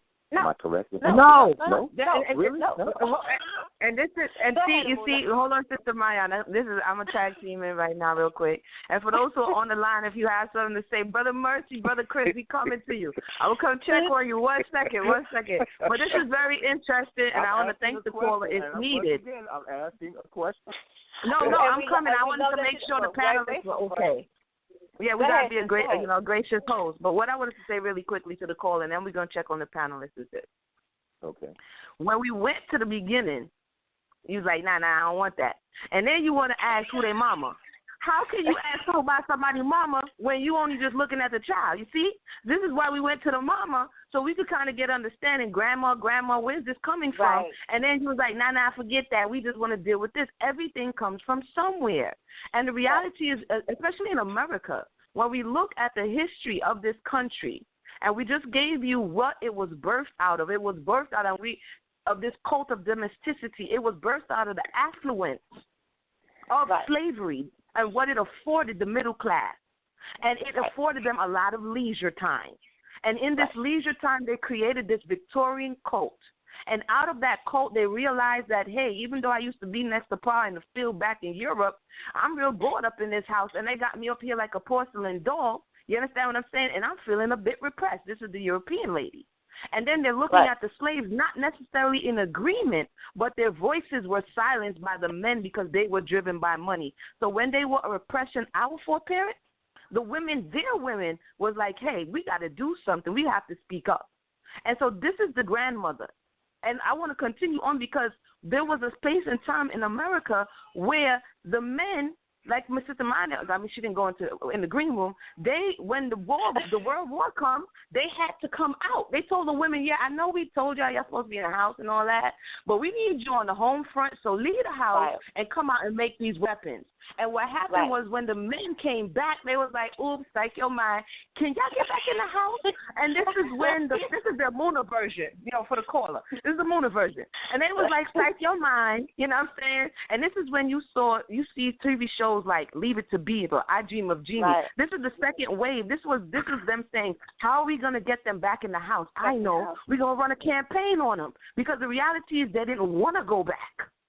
And so when they start to try to push them back, they try to shame them back in the house. And you see all of this Leave It to Beaver, all of these thought processes come back. You see it heavy in the media. And what happens is on the 60s, 70s side, they was like, we're not falling for that again.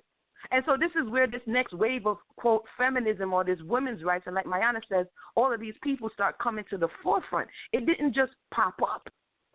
It came out of a system that we already know is broke because we're on the broken side of the system. And so when you have a lot of, quote, black women, don't think that people say black women were oppressed in their homes. What newspaper was you reading? You know what I'm saying? Like can I get a like they said, let me get a script on that. You know what I'm saying? Let me get a reference or something. Because we're having this nostalgia. And then when we say, hey, let's actually go over this, I'm a little bit hyped right now because for the last year, the end of the year is going to be one full year that I've been reading slave narratives, and I can count how many people have showed up to actually not reimagine history, but to listen to history as it's been given us. And so I begin to have a problem when we just throw stuff around. Like, yeah. So we romanticize these narratives. Right, we romanticize, exactly, Sister Mayanah. But I'm gonna check on the brothers right now, but I want to definitely thank the caller. We have to get out of romanticizing and being nostalgic about stuff that didn't happen. When you actually have the opportunity to hear there was abuse. They say, oh, the black woman used to call the Popo or the Freedmen's Bureau on the men. The reality is because the men were under the levels of stress, some of them, not all, they were doing domestic violence. They were abusing each other. This is a reality, and we have to be willing to face it. This is something that we can validate, just like we can go all the way to the Dead Sea Scrolls, and we all up in the caves of Egypt fighting all day long about why Pharaoh chipped two, you know what I'm saying, symbols instead of one. We don't even have to decipher this English. We don't got to decipher it. You know what I'm saying? We don't need no code. We don't need no meta-neta. We don't need nothing. All we got to do is open up the text and learn how to read some lingo. And we don't want to do that. We want to be 5,000 years ago, in the caves of Qumran. I'm just saying. I'm sorry, I bugged out. I'm back now. I'm back. Stay on the line. We're going to go back to the panel, but don't go nowhere. Yeah. Don't go nowhere. Brother Chris, I'm sorry you came on a live episode tonight. Because, again, we act like information is only important when it's proving our point. You know what I'm saying? When it's something that, go ahead, if you flip to the book, it says, women, shut up, see? See?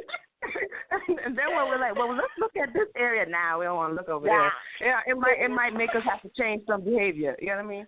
So I'm gonna put some comedic relief in there. Brother Sal, we coming to you. Brother Chris, how you doing? How you hanging on, Brother Chris? How you doing tonight? Well, I'm doing fine. I was just really listening in on this. You two queens, I think y'all got it going on.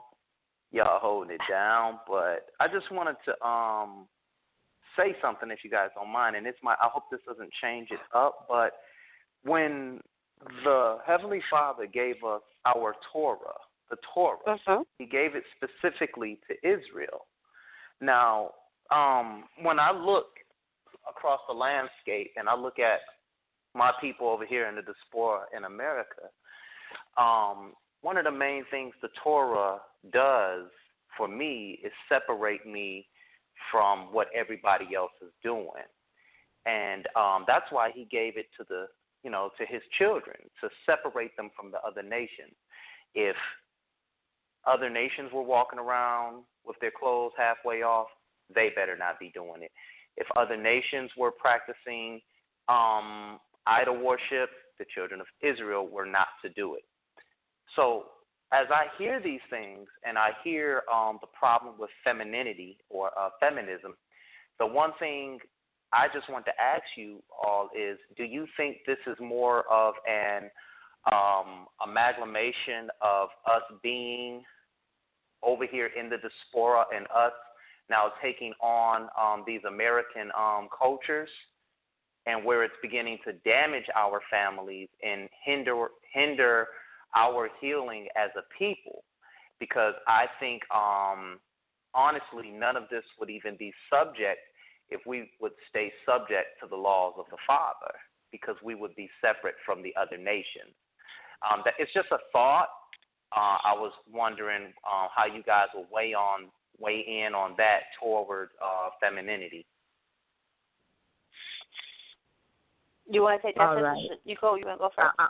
I'm gonna go quick. I would say the first part of it is most definitely, if we adhere to the laws of the Most High, we wouldn't have this conversation, because there would be balance.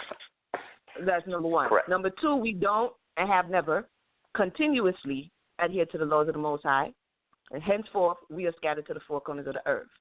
So with that reality in mind, we're going to see this imbalance. And one more thing, and I'm going to hand it to Sister Mayanah. Oh, may the Most High help us. Let me see how I can say this all nice. Like, this whole right next to you a feminist is you Western. Now, they sisters. Feminism and Westernism. I just made that up, right? They sisters. And we call everything. I'm not even going to say everything. We call everything Western mindset. And I'm like, come on. Everything is not Western mindset, because when you look, it's a human condition. It's a human condition. I have spent, I don't even want to say how many hours, countless hours, okay, looking at what, I know this is another trigger word for another day. We've covered it before, polygyny across the world. I said it, I said the P word. It's the F word and the P word, right? And the reality is, what I found after watching hours and hours of tape and looking at all this research and all these documentaries, and by the way, there's actually a course on the Soul Center, Polygyny 101. Just throw that out there to show you that I'm not just blowing smoke right now. The work is there. You know what I'm saying? Just hit me up and I'll give you the link. But the point of the matter is that after all these hours, you get to see that it's a human condition. The oppression and suppression and repression of the female principle is not a Western thing. It's not a Western thing. It's a human thing. That the masculine energy, when it becomes imbalanced and it feels as though you're weaker, you have emotions, that means, you're less than and you're lower. I'm going to subjugate you. I'm going to press you down so that I can control you. And when this happens, it doesn't matter where it is. It may not be to the forefront like in America, where there's freedom of speech. It might not be so vocal, but it might be on the interior. It might be a cancer that eats them within. Or you might end up in China where they told you that females weren't that important, so they started to kill all the babies with the one law rule. You know what I'm saying? Oops, I had a girl, go ahead and send up the river. And now you have an imbalance in China because of what? All of the mass murdering of female babies. It didn't represent as the Chinese necessarily jumping up and down and they're feminists in the street. But this imbalance manifested itself as men looking all over now, talking about where they're going to find a wife. You killed her. Maybe you sent her to the orphanage. Who knows? So my point is, it manifests itself, whether it's a quiet cancer or a loud illness. It doesn't matter. You can scan the globe. Scan the globe. Well, one more thing. Sister, shout out to Sister Tish.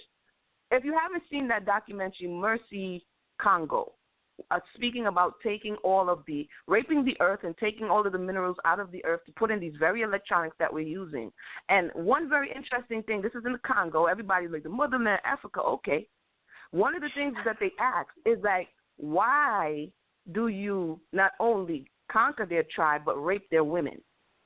And they said, if we rape their women, we disempower them. Okay, so let's get this straight. You get to rape somebody else, right? Because she's so worthless that you ain't hurting her. You hurting him? Yeah. This was the response from the mercenaries. This was the response from the people who were doing the killing and the murdering and all of the mayhem that's going on right now in the Congo. I say this to say that it's not a Western thing. It's a human thing. And when we stop using this Western label as, see, girl, you Western-minded, people in the East didn't do that, I beg to differ. I'm going to give the mic to Sister Mayanah. I think I might need some water right now, Sister Mayanah. Let me go drink some cinnamon tea. Sister Mayanah, we're going to check on Bro.Mercy, so you're going to give your 2 thoughts, and I'm going to give it to Bro.Mercy. Yeah, I'll drop my 2 shekels. I'll give you my audio. With regard to the use and adherence to Torah, as I stated in my comment to the caller, I don't need feminism precisely because I have Torah. I know who I am and what I'm expected to do, what my range of motion and what my limitations are because they are set in Torah. So I would have to agree wholeheartedly that if we were on a whole in agreement with Torah, then none of these other conversations would become necessary. But as the sister stated, it is because the fact that we are not in accord with Torah that these conversations become necessary and relevant, because a lot of the doctrine that we are confronted with now is getting filtered through this kind of disinformation and misinformation, because we have muddied our understanding of all of these other concepts that we can't sit down and break bread as siblings at the table because someone wants to pull feminism out of their left cheek, and that's a problem. When I say, for example, there was a period, and there may be some Israelite men who have been living under a rock all this time, that say there were no Israelite queens mentioned in Scripture. Oh, there's no such thing as an Israelite queen. I mean, that was a huge statement at one point. And sisters like myself and other people who have literacy, I know, are able to read and have read the Bible for ourselves, we're like, okay, clearly you didn't see this verse right here. And all of these times where all of these women, who are all Israelites, are clearly called queens. So this idea that women didn't hold certain positions, there are those that will diminish the role of Deborah. There are people who will diminish the role of Miriam. There are those that diminish the roles of Huldah. There are those that diminish the roles of all of these women. I for one, love giving out the example that there's a woman in Scripture who, her name is Shira, that is credited with building not 1, not 2, but 3 cities, building cities. I don't mean cupcakes. I'm talking about cities. And so she was such a important architect in this way that one of those cities she even named after herself. And so to know that there are women who contributed to the landscape and of the culture in this way lets me know. I don't need feminism to tell me to what extent I was the womanhood is instrumental to the culture.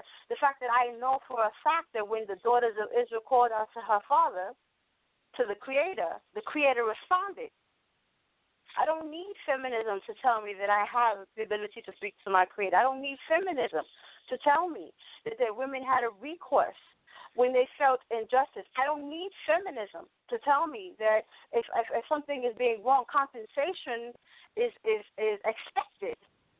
Because I have Torah. Exodus gives me all of the ways where if there is injury to property or person, the compensation, there are rules for compensation, there are rules for business, there are rules for interactions. Torah gives me all of that. Why would I need feminism? I have Torah. The problem is, other people don't have Torah.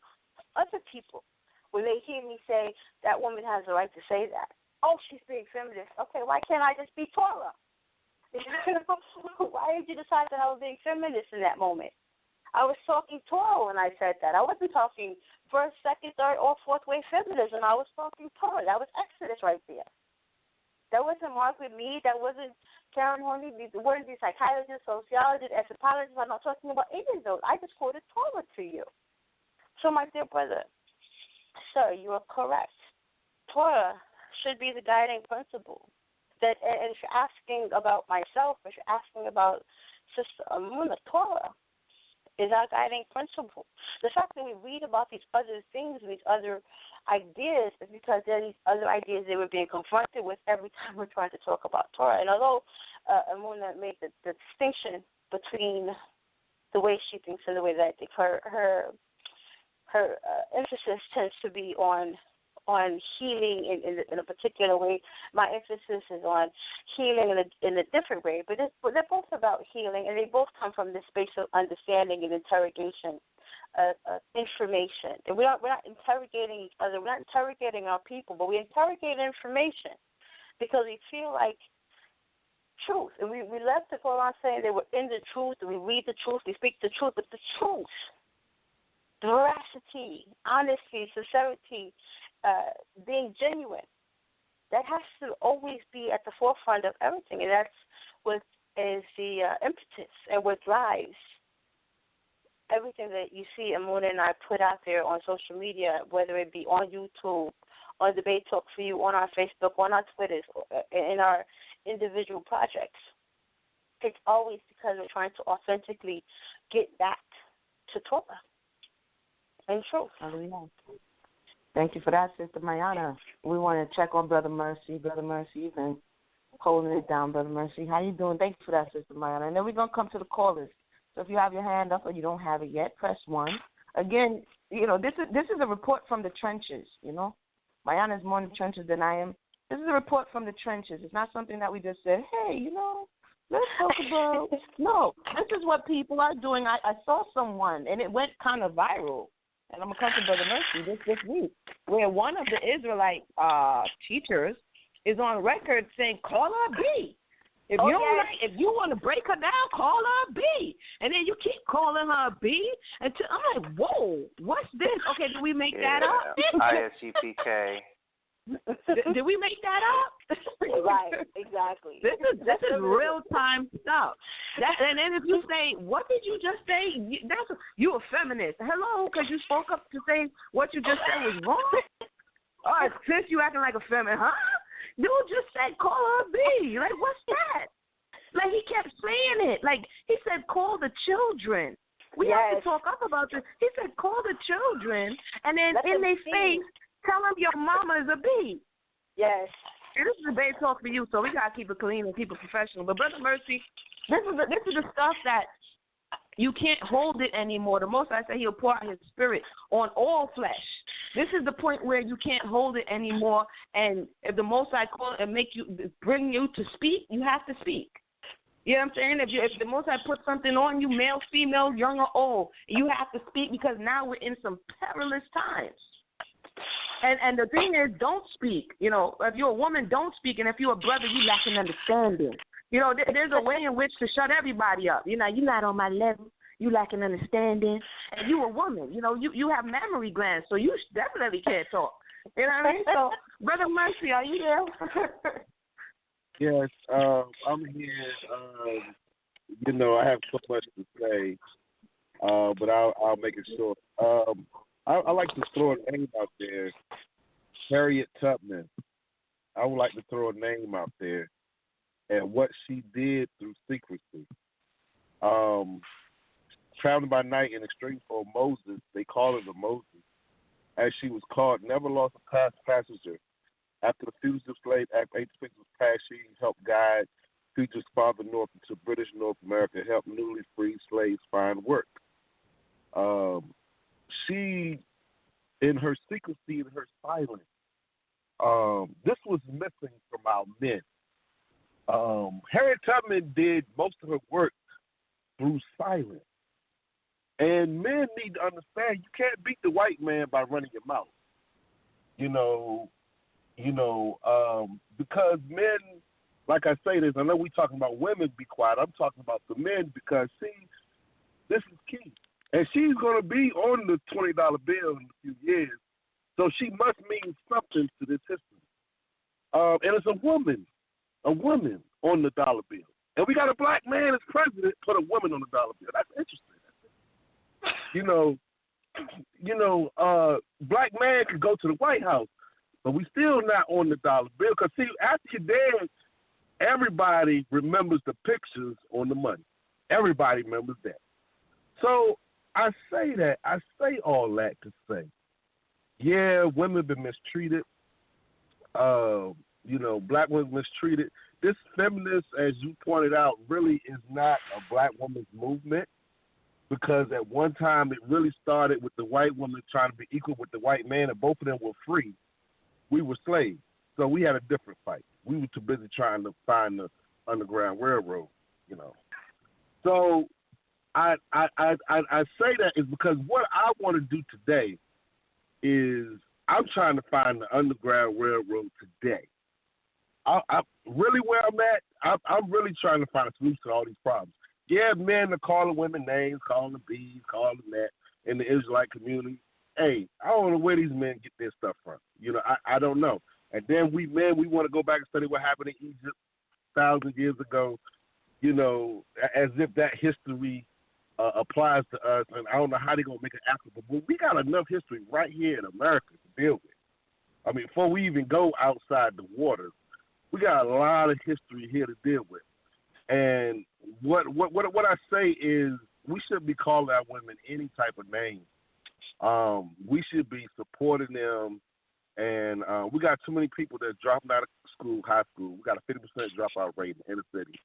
So when you talk about reading Torah, half of us can't read. So that's a problem. We got a bigger problem, So I say all that to say that, the women been called, bees. They've been, called feminists and, that type of thing. But I'm at the point now where, black women has helped me my entire life. So I don't have a bad opinion of black women because my first intern came from a black woman. My job now came from a black woman. My last, and I for a long time I didn't want to admit this because, you just want to be the man and all this. But a lot of my accomplishments came from black women. I hate to say it came from black women. And then if we go further, I was born because of a black woman. So, That's right. And so if you really want to be honest about the whole thing as men, we wouldn't be here if it wasn't for our women. Yeah, it's the father's seed. I'm not talking about that. But what I'm talking about, we have to take care of our women. Because, see, the thing is, they're the reason why we have the Underground Railroad. They're the reason why we're able to succeed. So I'm not mad about a woman getting a high position because I know, I tell you what, I remember one job I got from a black man. He hired me. He reminded me every day, man, I hired you because you were black dude. And I was thinking to myself, you didn't see all my credentials? You hired me because I was black, really? But I heard that every day from a black man, though. And he talked about all the stuff he went through and all this type of stuff and all this type of stuff. But, I think about that, and I thought about that. We got a lot of black men just Oreos, man. They not really for us. And the ones that's running their mouth, they not really for us. I'm just being real. Because, see, you can't win this battle by being loud. You have to win it through secrecy and silence. So I say that to say that, I've been called names and different things of that nature. I've been called, because I'm educated, I'm called, oh, you got the white man's education and all this type of stuff. But a lot of these black people, like I remember this one black activist was talking about how educated he was, but I wanted to understand that all the universities in this country, if you're educated in the universities, all of them started by the Catholic Church or the Christian, really the white man. A lot of them, except for HBCUs, and a lot of HBCUs were started by white people. A lot of people don't know that. You got to study your history and find all that stuff out. But I say this, we're influenced by the European influence. We can't get away from that. We're speaking that white man's language. But what we got to do is play his game, play by his rules, and silently beat him at his own game. And so this is what we got to do. We can't just jump to Egypt and think we're going to avoid what's going on here. It's not happening because some of us can't afford the plane ticket over there. See, a lot of these guys that's talking this Egypt stuff, I asked every last one, have you been to Egypt? Nah, I ain't been there. Well, why haven't you been there? You talking about some land belonging to you, but you ain't never been there. Okay, well, why don't you buy a house here first, and then we'll take a trip over there. But the thing is, we have such a fantasy mindset. We really don't know really what's really going on. We really are dealing with real big issues. We got Trump coming in office. We got to get our stuff together, guys. I mean, stuff's about to start changing. Black people better really wake up because Trump, he about to change a whole bunch of stuff. But anyway, I say that because we're going to be dealing with bigger issues. And what I say, our women, we need to hold them up. We need to compliment them, and we got to keep doing that because they're the ones who's going to save us at the end of the day. It's our mothers. It's our mothers that's going to save us at the end of the day because Mary saved Jesus because she's a virgin. Oh, yeah, speaking about that moral issue, if Mary had not been a virgin, Jesus might have been a boy. If Moses' mother wasn't hiding him, whatever the case is, whether you believe she's a virgin or not, regardless, she had to have a type of moral stature because Joseph wouldn't have married her. So and he's ready to divorce her anyway. So women have to hold up a standard in order for them to become mothers because we're not going to choose them if they don't hold a standard. See, men don't go after women if they don't hold a standard. Most men are going to go after a good woman with morals to marry to have their children. Most of us men are going to choose a woman like that. So I say that to say we're going to be fine. All we got to do is we got some ignorant brothers out there. They talking foolishness. They ain't going. A lot of them ain't going nowhere. If you look at their lives, a lot of them ain't going nowhere. So I say that to say we'll win silently as men, and we just got to sometimes listen to our women because sometimes these women are saying things that are good, but then you got. Oh yeah, one more thing I want to say. The gay word, like gay, it used to mean happy, but today it means homosexual. The feminist word, it hasn't happened yet. In other words, the feminist word does not have a negative connotation meaning today. So the brother that said today it means something different, it doesn't have the same definition if you Google it. Feminists have the same definition they had years ago. They haven't tainted that word yet. But they have with the gay word. Gay used to mean happy, but they changed that. So I just say that to say we'll be fine. We just gotta uplift our women, and hope that our women will uplift us too. And so we need to work together. That's all. And I'm done. All right. Thank you for that. That was the voice of Bro.Mercy. We're going to come to the phone lines and hear your thoughts. Oh, wow, we have 10 o'clock already. The conversation, again, as you can see, it is a trigger because it just took us way to 10 o'clock like we just time traveled. What Bro.Mercy said a few things, and I'm going to come to Brother Sal. He said a few things, and I find it interesting that because men and women have different perspectives, as what one may think is important, the other one is like, not so important. And this is why they bring balance to one another. The return of the quote nation and the quote unquote black family and all of this thought process of the return. If you don't have stable relationships, ain't no return.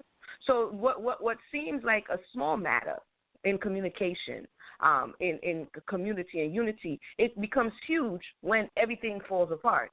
And so sometimes we go for the bigger things and overlook the smaller things. And as Brother Mercy is saying, there needs to be a maintenance. There needs to be a restoration, first of all. There needs to be a humbling coming back to the Creator, and then a maintenance and actively working at healing these spaces, because a nation is built on families. And family is tribes of people, and then you have families, and then you have the nuclear family. So if you don't have these things, and if the very core is problematic, then it's no wonder that when you go in the street, we don't have no behavior. That's number one. And then number two, I wanted to say, as you mentioned, Harriet Tubman. When you look up Harriet Tubman, if anybody's interested interested just per chance, when you look up Harriet Tubman and you look up her connection with, before it was feminist, it was called the Women's Rights Movement. And when you look up her conversation, even the poem that everybody likes to say, "Ain't I a Woman?" This is what they said she gave at one of these conferences. Feminist conferences, yep. Right. Well, women's rights, Sister Mayanah, women's rights conference. She gave this speech at AKA. So then one would say either Harriet Tubman was a feminist, or one would say Harriet Tubman was a feminist sympathizer. I'll let you marinate on that, Brother Sal. All right, we got some people standing by right quick. Hold on, let's go to the Skype callers. Somebody from Skype, are you there? Hold on, are you there this time? Yes, indeed. Black Jesus Minister, the Ecclesiastes 3 Christian. Okay. How y'all doing, ladies? All righty. Welcome, brother. Thank you very much. I'm enjoying this very intriguing conversation. I do have to differ with you all's conclusion to the brother who stated that the modern feminism have lesbian founders. The answer to that question is true. I know you ladies disagree with the brother.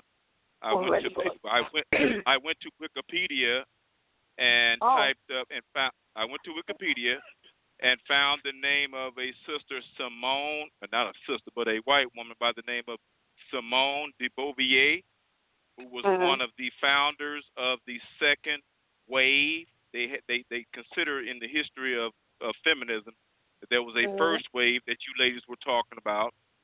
She is one of the most prominent founders of the second wave, and there was a third wave. So that second wave and that third wave did consist of mostly white, atheist, lesbian women, and this is one of the founders of the second wave. Her name is Simone de Beauvoir, Simonede, Beauvoir, Beauvoir, and it reads that she was a French writer, intellectual, existentialist, philosopher, which means simply is a big word for unatheist, political activist, feminist, and social theorist. Though she did not consider herself a philosopher, she had a significant influence on both feminist existentialism and feminist theory. And then if you go down to the personal life section, this is about her personal life. Nigel, let me see, I'll make sure I'm reading this correctly. Yeah. Nigel Rogers and Mel Thompson, in their book of 2005, Philosophers Behaving Badly, says that de Beauvoir had a very turbulent, often scandalous life. Although de Beauvoir had a long-time relationship with Sartre, that was a guy, a white guy, she was known to have a number of female lovers. The nature of some of these relationships, some of which she began with underage students while working as a professor, later led a biographical controversy. A former student by the name of Bianca Lambin, originally Bianca Benefield, in her book, Memoirs of, this is written in French, so I don't understand it. Y'all can read it for yourself. And she wrote that while she was a student at Lycée Molière, Lyceemmolere, she had been sexually exploited by her teacher, de Beauvoir, who was in her 30s at the time, In 1943, de Beauvoir was suspended from her teaching job due to an accusation that she had, in 1939, seduced her 17-year-old lycée pupil, Natalie Sorokin. That was a second 17-year-old female. Sorokin's parents laid formal charges against de Beauvoir for debauching a minor, and as a result, she had her license to teach in France permanently removed. So this woman, this white European French woman, who was a founder of the second wave of the feminist movement, was not only a lesbian, but she was an atheist and a pedophile. So I just want to bring that correction. Well, let me address this. I think that the problem is two things. One, I'm curious if you were listening carefully to our responses, because you opened with you disagree. I want to say that I specifically stated that without question there were members of the second wave, and that the ones that were vocal and predominant and got to the stage may have had a particular orientation, but it was not a lesbian initiative. Just because there were members of this name that this of Simone may be new to you because you cited Wikipedia as your source, but I read all 876 pages of the second section, which was written by her with her treatise to discuss how womanhood was imagined in France and in other spaces. She also deals with the narcissist and all these other things in her book, because I read the book and not Wikipedia. And the issue is that we're not disagreeing that there were lesbians who were participants in the movement, but the implication is that the second wave had to do with lesbianism. Now, that's not the same that by saying that it was a lesbian movement or it had lesbian origins, because some of the more prominent writers and speakers at the time were lesbians. I think that has to be understood. That if the second wave feminism had the more predominant speakers were all midgets, it wouldn't be a midget movement just because they were small people who were the ones writing at the time. The second wave, and it can't be stated that it was the founding, because as Sister Emunah stated earlier, second wave is not a founding. Second means it came after something else. The precedent is the founding. Second wave is a response, or it's something that comes out of a founding. The founders are the proto-feminists. The founders are the first wave feminism. Second wave is the way it evolved, the way it blanketed, the way it ballooned as other factors came into play. What happened during second wave feminism, what initiated the second wave of feminism was the Second World War. The introduction of, like Sister Emunah said before, masculine ideas, like Darwinism influenced second wave feminism. What else? The home economist influenced second wave feminism. I think that it's important. I'm sure that Brother Mercy will back me up on this, that when having an academic conversation, Wikipedia is almost never an acceptable reference, because... May I respond to that, sister? May I respond to that, dear sister? May I respond to that, what you're saying? You can repent. Okay. I would like you to respond to my statement after I have completed it. Okay. Okay, wait, hold on. Let's everybody, wait 1 second. This is Emunah. We're going to go ahead and breathe. Right, we're on the air. Debate Talk for you. Thank you, everybody who just joined us. I got to do a little public service announcement, so we go ahead and calm down. You know what I'm saying? For everybody who just joined us, we're talking about the F word. What is the title? Triggered by the F word.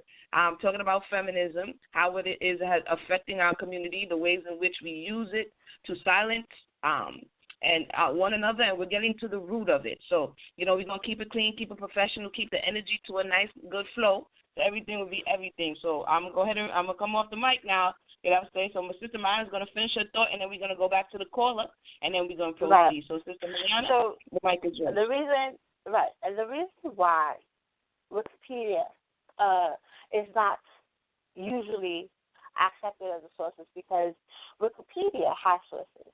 And normally, even if one were to use Wikipedia, what they would say is Wikipedia, if you read a little bit further down in the articles, they give you primary sources. And normally the student would be encouraged to have some familiarity with those primary sources and not the excerpts that are presented by this kind of encyclopedic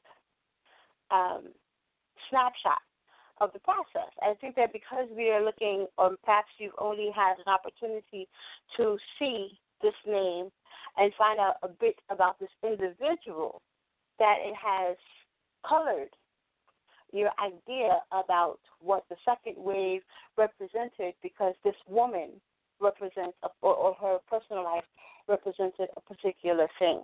But the second wave, to study the second wave of feminism may have been a more valuable exercise than to interrogate this woman's personal life and her imperfections and exploitations and all these other things. The woman was whoever she was.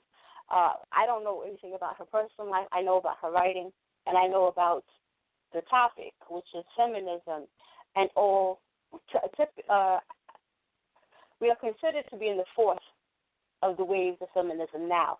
So these are the things that I know about. But I think that I would encourage the caller, and I would like to hear his thoughts after I finish this.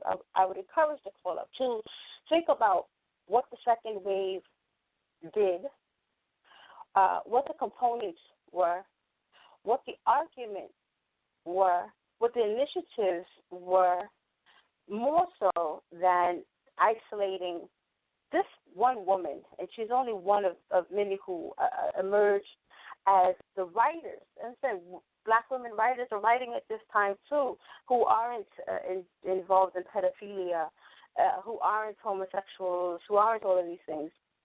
And their sexuality is not what's driving this second wave. We're talking about how women are being represented, and I think that we do a disservice to the idea by coloring the entire movement by this particular white woman. And I think that there may be some value in interrogating even your objections to the movement based on the actual features of the movement itself. And with that, I open the floor back to the statements of the brothers that wanted to comment. Well, thank you, dear sister. First of all, I agree with much of what you all have said so far. Now, this last commentary you just made was really kind of suspect to a certain extent. But let me correct you on your comments on one of your main points in that comment as well, in your commentary as well.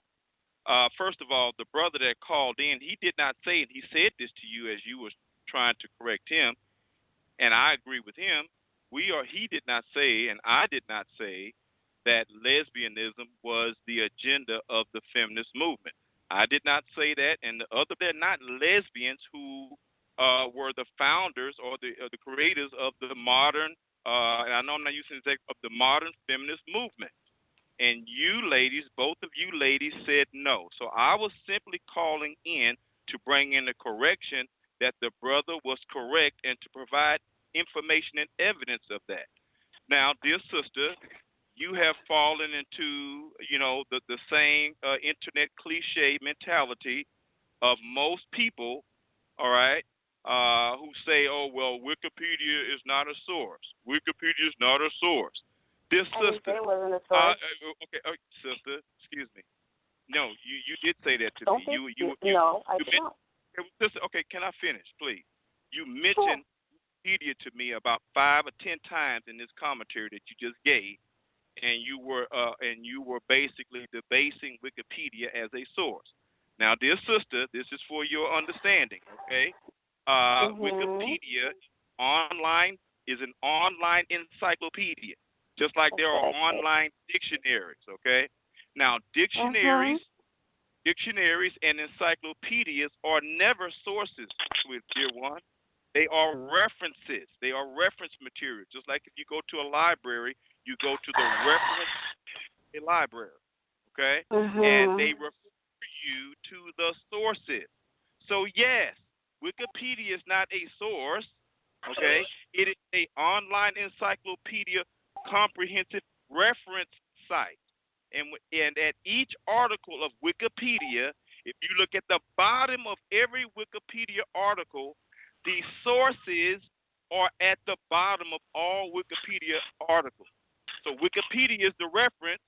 The bottom of every page are the sources, okay? So we need to stop trying to discredit online dictionaries and online encyclopedias, especially Wikipedia, because the sources are there and they are referenced throughout the articles, so you can actually click them and read the sources. That's why I love Wikipedia. So we need to stop this internet cliche of trying to debunk Wikipedia as being a source, because that means that you've never understood what Wikipedia is, and that the sources are at the bottom. So, dear sister, this is legitimate. The only thing that you would have to do is you would have to go down. There are approximately 60 references and notes from professors and academics and scholars here on all Wikipedia articles and in regards to Miss Simone de Beauvoir. Now, again, I hope that we dispel this issue with Wikipedia, and you can take issue with the sources. And I've counted, just offhand, that there are almost 60 sources that you can click of scholars and PhD scholars and academics there who are listed and who are responsible for this information in this article. I do have a question about you. I do have a question. I hear you sisters talking about the Torah, but I hear nothing about the gospel. So I don't understand. I know that you ladies are Hebrews. I don't know what sect y'all belong to or whatever or anything of that nature. But my point, my question is, and then maybe you guys can come back to me after y'all take some more callers, because I have some scriptures to share with you ladies and to the listeners and the audience. Why is it that you ladies only refer to your liberation as women and the freedoms of women in the Old Testament and Torah, and not to the most excellent and to the higher calling of the New Testament and the New Covenant that are found in the Gospel? Okay. This is. Thank you, caller. Please stay on the line. This is Emunah speaking. It got a little heated there for a second. I want before we get to that, because this is why we have the relationship challenge, because we're having male and female conversation, brothers and sisters having conversation, coming from two different points of view, and when these points of view come together, we have balance, right? So before we skip and jump and hop and skip and jump, I wanted to go back a little bit to what was said, because for the purposes of the audience, this is not just entertainment. Hopefully this is something that, and this is not even entertainment, really. This is a conversation that we're being privy to, and we can go back in our lives and substantiate the information that we're hearing or disregard the information that we're hearing. I wanted to go back for a second to what was said. When the caller called in, he asked if Margaret Sanger wasn't the start of the second wave or one of the founders for the second wave. Am I correct or incorrect in saying that? That was part of what he said, but the first thing that came out of his mouth, the first thing that came out of his mouth was, were not lesbians the founders of the modern feminist movement? And you ladies said no, and that was incorrect. Okay. It sounds like we on a talk show. You said no. This sounds like Maury. But okay. There was a two-part question. So the question was, and this is sometimes we get lost in translation. It should have been for him to substantiate, but I believe it was kind of a trick question, because Margaret Sanger, I could be wrong. I don't remember Margaret Sanger being a lesbian, and so to say that wasn't it Margaret Sanger who again spawned the second wave when going over the first wave had no value, and now we're looking to the second wave, and we're feeling all over. I'm not the foremost historian, but when we jumping through on decades, hopscotching over decades, and then because I looked up the Simone de Beauvoir, was she ever in America? Did she spawn the American? Because there are different feminist movements across the world. So as it relates to, as we were in the West speaking about what is happening in America, is she, in your research, does she have something to do with the reemergence of Western reemergence? I say because you can only found something like, you can reestablish it, but it was already founded, as Sister Mayanah pointed out. It was founded before this time. So in your research, sir, did the woman reestablish American feminism? Well, the feminist movement, I don't know if it actually began in the United States, but it be a European and American movement for sure. So basically, Europe and America had very, very close ties during that time, especially in reference to World War I and World War II. So basically, what was happening in America to some extent happened in Europe, and what was happening in Europe was happening in America. So we were all, and that still is the case even today. So, no, I need to do a little bit more research on that. But, so her influence, because she wrote a book, she was an author. She didn't consider herself a philosopher. But she wrote these books. One of the books, if you read at the very top, that she wrote, and this is what inspired the second wave of American feminism, whether she was here or not, which I do believe she did eventually come here. The title of the book is The Second Sex. And this book, titled The Second Sex, in 1949, was one of the sparks of that second wave of feminism here in America and in Europe. Because can I say something? I'm coming, brother. One second, and then I'm gonna give you the mic. Why I think it's interesting, Mayanah alluded to it, is that sometimes when we're having a conversation, and, we're guilty of this sometimes. We're having a conversation, and we're like, I don't agree with that. So then we go for whatever it is that's going to come up to say we don't agree with that, as opposed to putting it all on the table. And even if we have to reconvene, and we're like, hey, did you consider this? Did you look at that? But when we come into these spaces and have conversations, when he mentioned Margaret Sanger and the second wave being sparked, you're disagreeing with him to say it's not Margaret Sanger, it's this woman. Do you understand what I'm saying? And then we're saying, we have to. Yeah. And I don't have no comment about Margaret Sanger. I didn't look her up, so I don't know if that's true or not. Right. But I agreed with the brother when he said, before he even said Margaret Sanger, that was one woman he mentioned after he made the initial comment, and he was trying to think of somebody. But the first thing that came out of his mouth was, were not lesbians the founders of modern feminists? He didn't mention nobody's name. He just made that statement right there, and then he later brought up Margaret Sanger, which could be true, might not be true. But I agreed with him that there were feminist lesbians, and this is one that I found. That would be an interesting, as we say, because again, Sister Mayanah said no, and I said, to my remembrance, I said no, because, and she did say, and I would have to say in the listening audience, that's not to say they were not in the forefront. But okay. I agree with you, ladies. I agree. And that was also said. And one more thing. I just want to say, this is what I've been saying, hopefully throughout the conversation, is that when we use this, and I'm gonna come to who was that who wanted to say something? I'm gonna come to you right now. When we brush over these facts and then sum it up as feminist lesbian, feminist man hater, and then you have genuine concerns in the community. And when people speak up, you're a feminist. That's my point. This is why I think it's very important to have, because it's an automatic shutdown. I agree. Of very important topics. Go ahead. Let me say this. And the premise of what you sisters are saying, I agree. I was only speaking on a historical perspective, but feminism as a general term, and as you ladies are presenting it, regardless of someone giving it a title, and yes, one of you ladies correctly said that feminism modern feminism has been corrupted. I agree with that. But feminism is a word that's all by itself, regardless of what people do, and I agree with feminism because I love women. Okay, and I know that men throughout the history of mankind have abused women, and the Bible has told us this. And there have been ordinances in the Old Testament and in the New Testament on how we're supposed to treat our women and our wives and one another. Okay, and so I'm in agreement. I'm not disagreeing with you ladies' show and y'all premise and everything. Everything that you all said so far, except that historical point, that little historical point, it was the only thing I differed with. And so, and I'm glad that you all recognize that modern feminism has been corrupted. And let's be mindful of that. But yet and still, there are still issues within the feminine gender, and we need to step up and stand up and listen to you ladies. I don't care who it is, whether you're black, white, or whatever.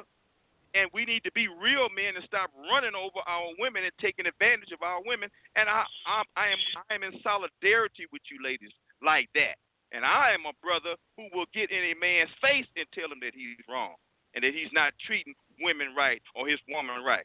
I don't sit back and laugh and joke with men who talk about how they slap their wife around or how they talk to their wife, because you got brothers and men who do that stuff, okay? And they need to be spanked, need to learn something from the Nation of Islam, because they don't play that mess, all right? And so I'm with you, sisters, 100%. Don't get me wrong now. I was coming kind of strong about that information, but I'm on y'all side. You hear me? I mean, it's all this is a working example of what we are talking about. It's coming to the table, having the discussion, not agreeing, being respectful, and getting to the bottom of the matter so you can walk away without saying, I can't stand that dude and I'm going to block him on Facebook. This is the whole reason for the relationship challenge, to be able to get over the issue and continue on having the conversation that needs to be had. So I know Sister Mayanah wanted to come in, but we kind of, we got guests in the house and we ain't even checking on them. Someone wanted to say something. I didn't want to overlook you. I'm not sure if that was Brother Chris or Bro.Mercy, but at this time, I'll give you the mic. I wanted to say this, by the way, I was going to say, by the way, we lost Chris. We lost Chris. Chris, you're out there to call back when you get a chance. Okay. Yeah, this is Bro.Mercy.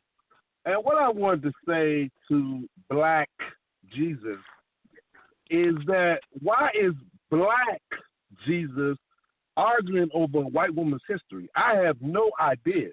I named Harriet Tubman, and now we're arguing over whether the white woman was gay or not.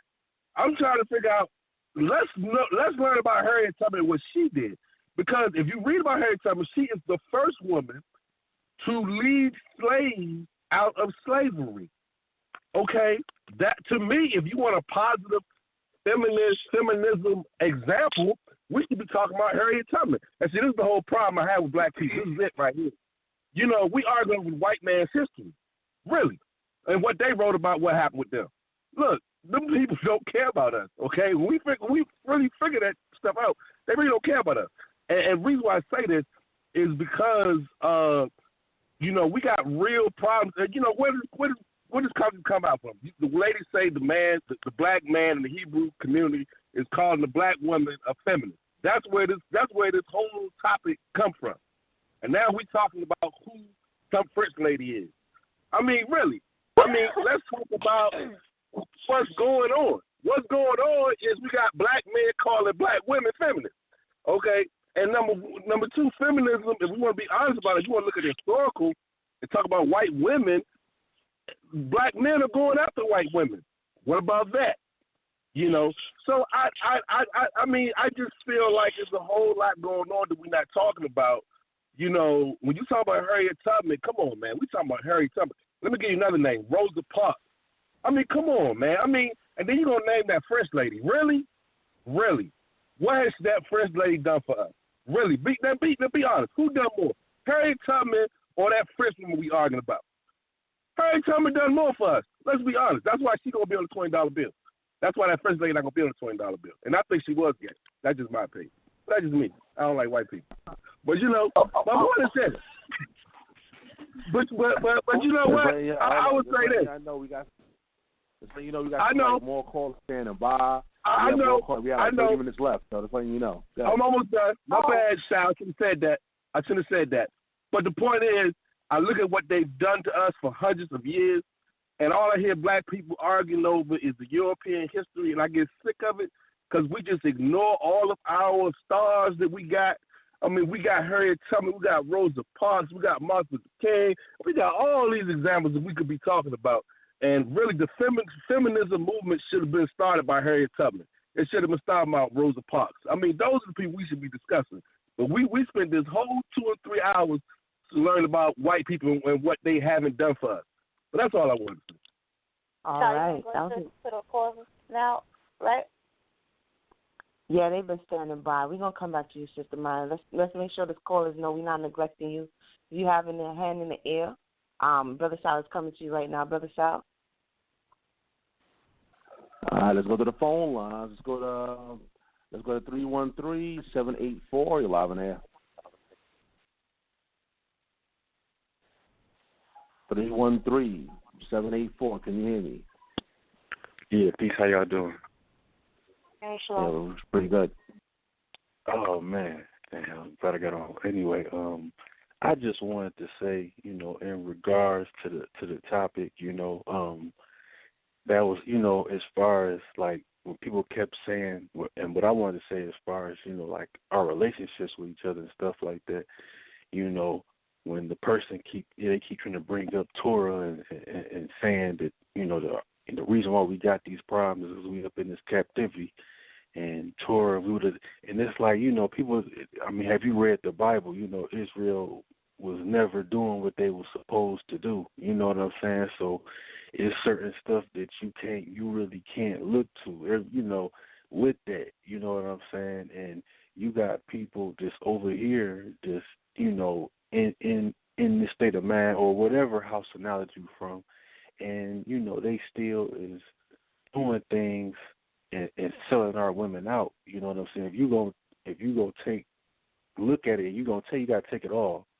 You know what I'm saying? The men of Israel just did certain things for their woman. You know what I'm saying? And like I said, we're gonna really just have to be broken down as a people, like it say, for us to get certain things right. You know what I'm saying? Because where our minds is, you know what I'm saying, no matter how much we get away from this culturally and spiritually, we still gonna be raised in all the ways of the Egyptians, so to speak. Like you say, we just gonna be all the way, raised in the minds of, or learned in the ways of the white folks, or the white people. So, a lot of stuff, we just ain't experienced, we just can't relate to. That's why we got to be broken down, because there's certain stuff that we can't let go of, and we can't do each other in the right type of correct way, and things have to be understood, what I'm saying? Like, there's no excuse for the amount of selling out of our women that has happened in just the last 10 years, So, like I said, it's just a thing of us getting back, to the Creator, but really being made whole as a people, because we're just not whole. We just not handling things or thinking things out like a free people. And that's all I wanted to say, though. Anybody want to respond to that before we move on? Anybody want to respond before we move on? I mean, I this is Emunah. I say I agree with where the caller is coming from. The people use the things that happened and not acknowledge that they happened and the end result wasn't good. And so you're looking to, David did it, you know what I'm saying? Jacob did it, but what was the end result? That's the understanding, that's the wisdom in the end. And if we miss that, then we've missed the purpose of us learning these stories and getting the morals from it. Certain things don't do. You see it all through the Proverbs. My son, don't do this. Don't do that, because this is what will happen. And I agree with the caller. We're missing it to a large degree because we want to justify our behaviors and be absolved of all guilt, and then use Torah to oppress, which it can happen. It has happened in the past, and that's kind of what's happening right about now. And this is why we need to have these conversations. Yeah, I think we got Chris back. Chris, that's you. You there? Yes, sir, Brother Sal. I'm back. My phone died. I'm sorry, ladies. Y'all holding it down tonight. It's all good. It's all good. Anything you want to say before we move on? You can say something you want to address. Well, like I said, during the course of the entire conversation, I noticed we were talking about feminism, and if anybody learns anything about me, I believe we all have to redirect our paths to the way of the Most High. See, in the curses of Deuteronomy 28, he said you'll be stricken with madness. Okay, and this is one of the very things that I'm noticing and I'm seeing take place. I can't get the names right, so I noticed one of my queens sat up there and said that she saw an ISUPK video. I saw that same video, and he was telling the women to be called bees and tell the children to call them bees and bring the children in there and watch him call her a bee. This is what Deuteronomy 28, when it said we'll be stricken with madness. You see, we're just now we're trying to get out of this slave mentality where now we're becoming the slave master himself and applying the same techniques on our women. I mean, really?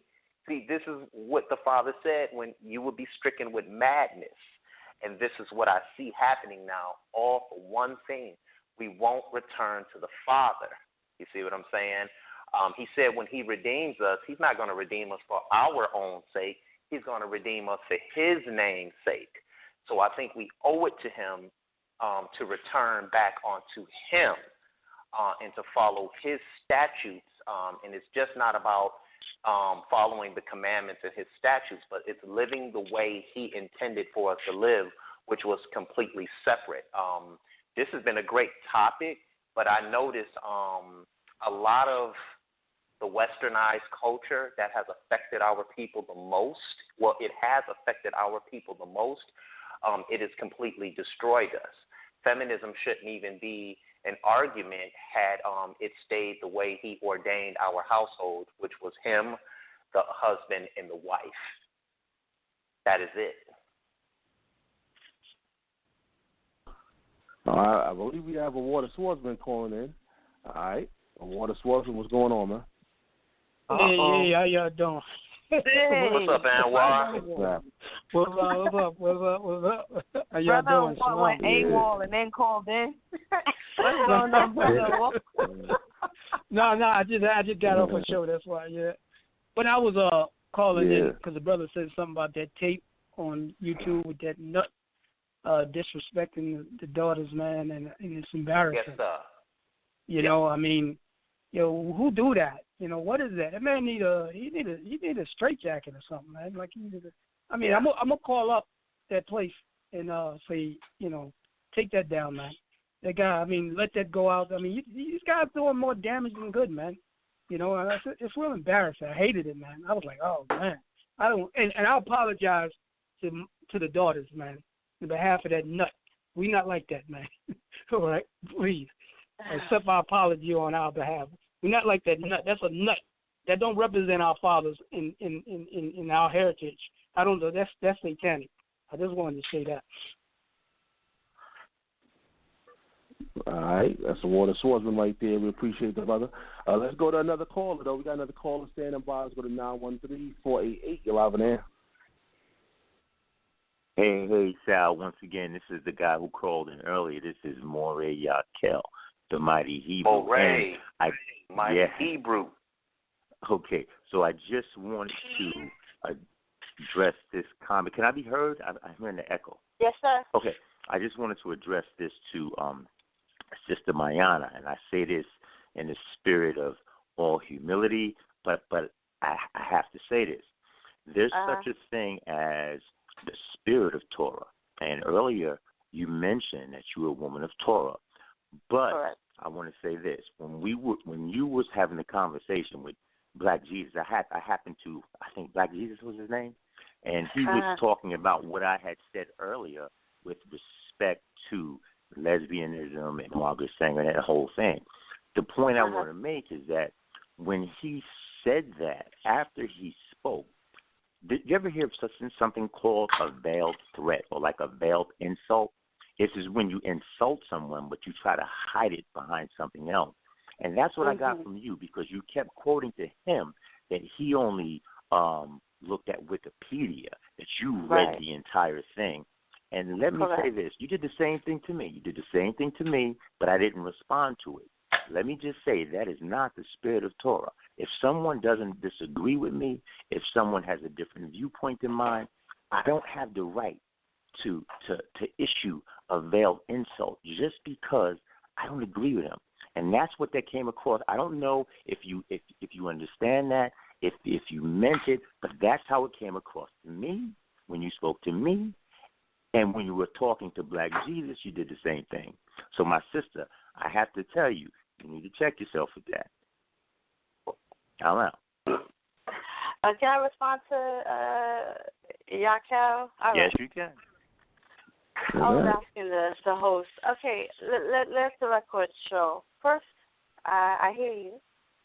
I hear your admonishments. Let's have a moment of clarity. There was nothing veiled about my statement. My statement was direct and it was clear.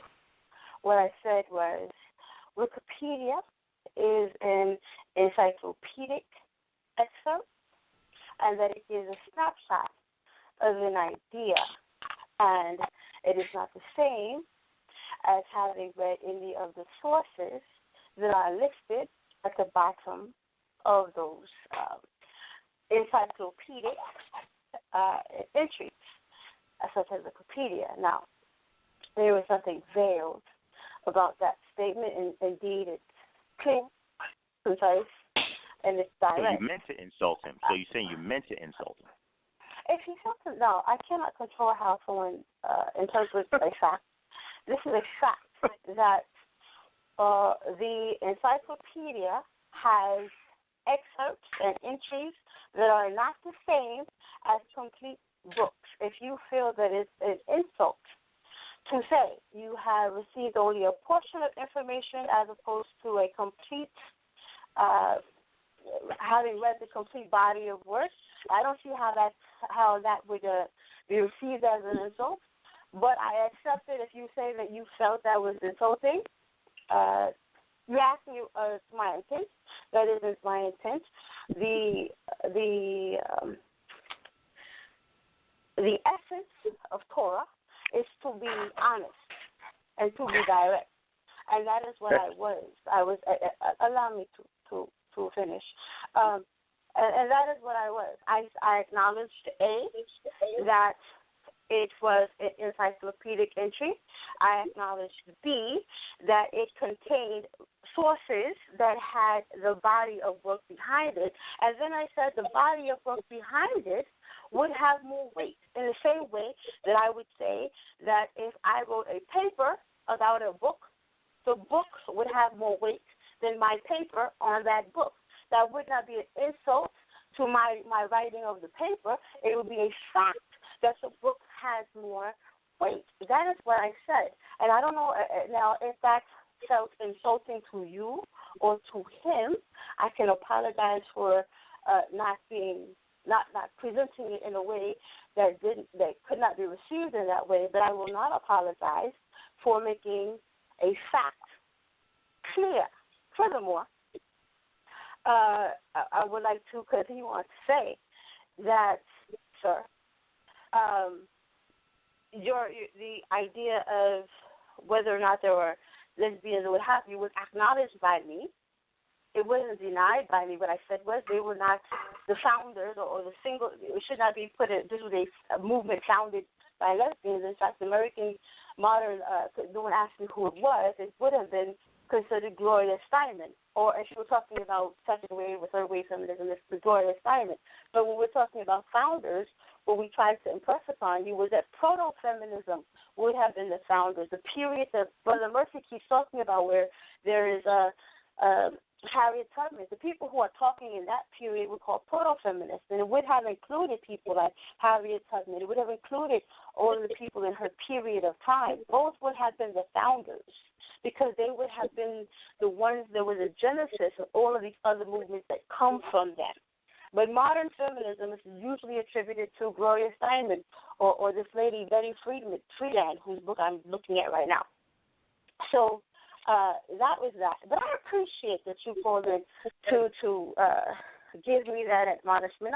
I'll consider it in the future, and give pause as I am speaking. But I must tell you that I will continue to privilege books over excerpts now and in the future.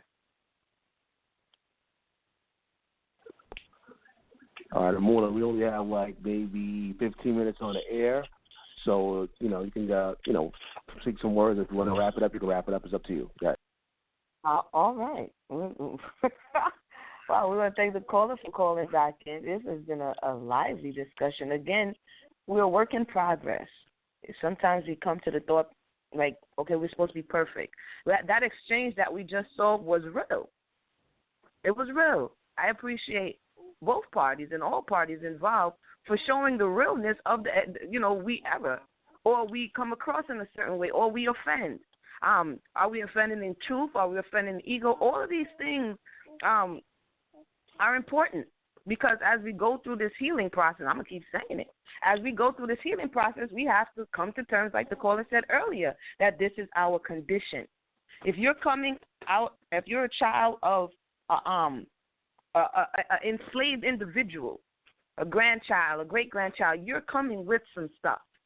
And so it's not so much that you have it, is what are you willing to do with it? Are you willing to fix it and be open for admonishment and reproof, and take it in humility, and use it as something that, again, man to female, female to male, how can we help this conversation? Because in order for us to get further, we have to learn to work together. And if the woman's ear is closed to the man because she doesn't respect him, he's not going to get much out of her.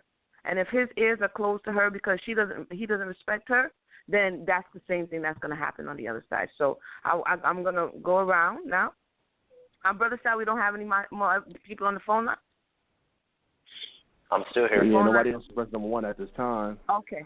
Yeah, nobody else person number one at this time. Yep. Again, just for clarity, because the conversation went all over the place, we were talking about the F word. Why is it relevant? I know Bro.Mercy is still questioning why it's relevant. There are people who are in the everyday conversations. The internet is a place where people say what they have always been feeling, and because they're behind a profile pic, there is no censor. Okay? So it is a place, just like the man was up there saying, call her B, blah, blah, blah, blah, blah. It is a place where people are feeling more than comfortable in showing what they really feel, and being that these are the same people who are saying they're awakening and they're conscious. The reason we need to have this conversation is because we need to begin to unpack some of these maladaptive behaviors. Because if you bring all these people together anywhere and this happens, it's all going to fall apart. And so this is why this conversation is important, and other conversations like it, because, again, I can't say it is the foundation of our building. And so, Bro.Mercy, just in case, and I agree with you, we have to know past and present, and presently the past is still affecting us. And so now, in order for us to kind of understand what happened, we have to go back and see why it's a trigger. And it's a trigger like, I forgot who said it, but it's a trigger because this is what the European slave master did. He used names and things to demean you and to keep you in a subjugated position. He called the woman names, he called the men names. And this is what now we are taking on to ourselves and call one another so that we can feel empowered. It doesn't even matter if it's true. And that's my problem. I said it earlier. It doesn't even matter if it's true. And this now becomes a problem because now what are we doing? We're profaning the name of the Most High amongst the nations. And I think Sister Mayanah said it earlier. In the public, this is international. People are listening all around the world. And we're going into the public and saying, we don't have no home training. We don't know how to act. We don't know how to disagree and be respectful. That is a problem. So I'm going to go around the table, go to Brother Chris. Thank you. Any last words? Thank you for joining us, your first time on the Relationship Challenge. And, again, if you're new to the Relationship Challenge, he's still there, brother? He's still there? Yes. Okay. So I just want to say, if you're new to the Relationship Challenge, we not so much argue scriptures, yes? We converse about the issues that is causing a challenge in our relationship. So we're 25 episodes in, and this is why we're talking about stuff that oftentimes get overlooked. So if you're new to it, go ahead and check out the reruns on Debate Talk for You on YouTube, South Showtime. Brother Chris, then Brother Mercy, then Sister Mayanah, and then we're going to wrap it up. Brother Chris, the mic is yours. I'm going to come out and say I really enjoyed myself tonight. I learned a lot from our Queen's perspective. I enjoyed listening to the callers tonight, and like she said, not so much scripture next time. That will be noted. I want to tell Sal thank you. And like I said, I really enjoyed myself on this debate tonight. I'm still trying to figure out where femininity affects our relationships today. But like I stated before, I really did enjoy the conversation. You two queens, you guys held it down tonight. And, can I add one thing real fast? Go ahead. I don't think Harriet Tubman, when she did what she did, I don't think she was doing that in the name of femininity.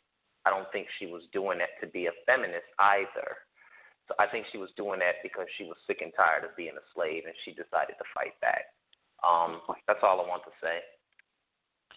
Wow,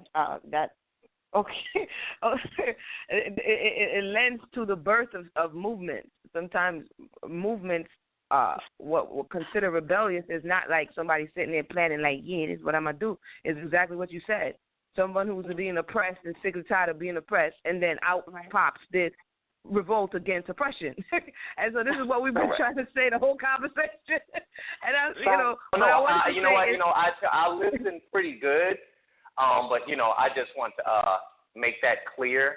You know what I'm saying? So as stated before, I really did enjoy the conversation. No. I just said no. It's funny how it all comes together, because this was the sentiment. But I wanted to say it's not about not so much scripture. It's about bringing the reality of what the text says and then measuring it against the reality of today. Because sometimes we can get lost. I know the men do it a lot. They get lost in what the scripture says, but don't want to admit that the scripture says this, but presently I am here. And so it's like having two different conversations. So we try to bring it on home to say the scripture says this, but this is what we're doing now. Okay, how do we have to come to the truth of that. And so I just want to thank you for calling in and chiming in, letting your voice be heard. And again, like you said, I would look up just Harriet Tubman Women's Rights Movement, because she was all around there in that space. So definitely thank you for your input and your edification. And again, any reproofs, because we're all here to grow and learn. Brother.Mercy, you said some real interesting stuff. What are your last words for this evening, Brother.Mercy? Sister Emunah, I'm glad you educated my brother and let him know she was part of the women's rights movement, but we're not talking about her, though. But she is going to be on the $20 bill, so maybe our children will talk about her, But I would just say in my last closing comment that it's amazing how much we spend time talking about what white people haven't done for us, but we don't talk about what our own people have done for us. And since we're talking about feminism, people don't see Harriet Tubman as a feminism. But she did, Wikipedia, I know, as your sister stated, it's not a primary source, which is not. But since they love it so much, let me use it as, for them. Go ahead and Google, my brother, Wikipedia about Harriet Tubman. It does talk about her women's rights stand. So, that's just something. But what your sister's talking about is not a primary source, is that when you're doing, like, research and when you're making arguments, convincing arguments, you have to submit what's called primary sources, because they have to be peer reviewed, and it's not acceptable unless it's primary source of view. But those people that have formal education, you got to understand that that's in the formal academia circle. All of us is not in that circle. Like I told you, 50% of us has dropped out of high school. So you got to understand that who we're talking to. So I would like to say in our last arguments, this overall, I thought it was a great discussion. I just wish we would more talk about positive black women and what they've done for our people instead of talking about a gay French woman or whether it's not she's gay, whatever it may be. I wish we would talk more about what our women have done for us. Then maybe we wouldn't call our women bees if this brother from ISUPK had understood what Harriet Tubman had done. I don't think he knew Harriet Tubman, because if he had, he would never call his woman a bee. But yeah, that's all I have to say. Oh boy, Brother Mercy, always true to form. Thank you for coming in, Brother Mercy. Thank you for letting your voice be heard. Again, it's just we seeking balance, you know. We seeking balance. Sister Mayanah, your last thoughts as we wind down here. Sure. So as we wind down, and I want to go back to the spirit of the topic. We were talking about trigger words and the ways in which it affects and sometimes evokes dialectic tension. And in doing so, like one of the things we were talking about in the green room, so to say, is this idea of tone policing. Tone policing is another way that conversations get derailed. People want things to sound a particular way. We don't like the way it sounds. We don't like how it makes us feel. And then we want to switch the focus away from what was said to how it made us feel. That's considered tone policing. It's another way of manipulating and trying to control the conversation. And it takes away from the message and whether or not the information, the veracity of the information. And so if the information is true, then that's what the topic should remain about. And when a person is presenting a rational thought, trying to categorize it, creating these kind of it's called a straw man argument, so that we can attack something else. Oh, it's feminist. So now that we've moved it away from what the topic is and what it's about, now we have to argue about this feminist idea. If we're saying domesticity as it's being reimagined in modernity really comes from this Victorian era, you are objecting to domesticity because you're a feminist. Feminism becomes the straw man in that argument. If the statement is that something holds or does not hold veracity or weight, and I don't like how you said that. That's tone policing. It takes away from whether or not the original statement held any weight. And the problem that we're trying to talk about now is that movement away from paying attention to what's on the table, to discussing something else. And what happens is we allow what's on the plate, whatever food's on the plate, to grow cold because we want to discuss the atmosphere around it. And that's what we don't want to do. The ideas behind Torah are the meat and potatoes on the plate. The caller, and I don't want to ignore the fact that the caller asked this question. He asked why, and I'll speak for myself. Sister Emunah in her closing arguments can choose to address it or not to address it. But why the emphasis on Torah as opposed to any other of the Hebrew records? Irrespective of, and I want to clarify, I don't belong to any sects, just any groups. In particular, I belong to the nation of Israel, and I'm a member of the nation and family of Israel, and I don't agree with any divisions. But why Torah, for me, as far as any other records, is that Torah specifically has the unique quality of being instruction. The rest of the Tanakh are our experiences, our records, and our events and actions, but Torah has our instructions. It has our laws. And so when we want to look at advents and events and experiences, then we look at bases in other records. But when we're looking for law, when we're looking for instruction, that's Torah.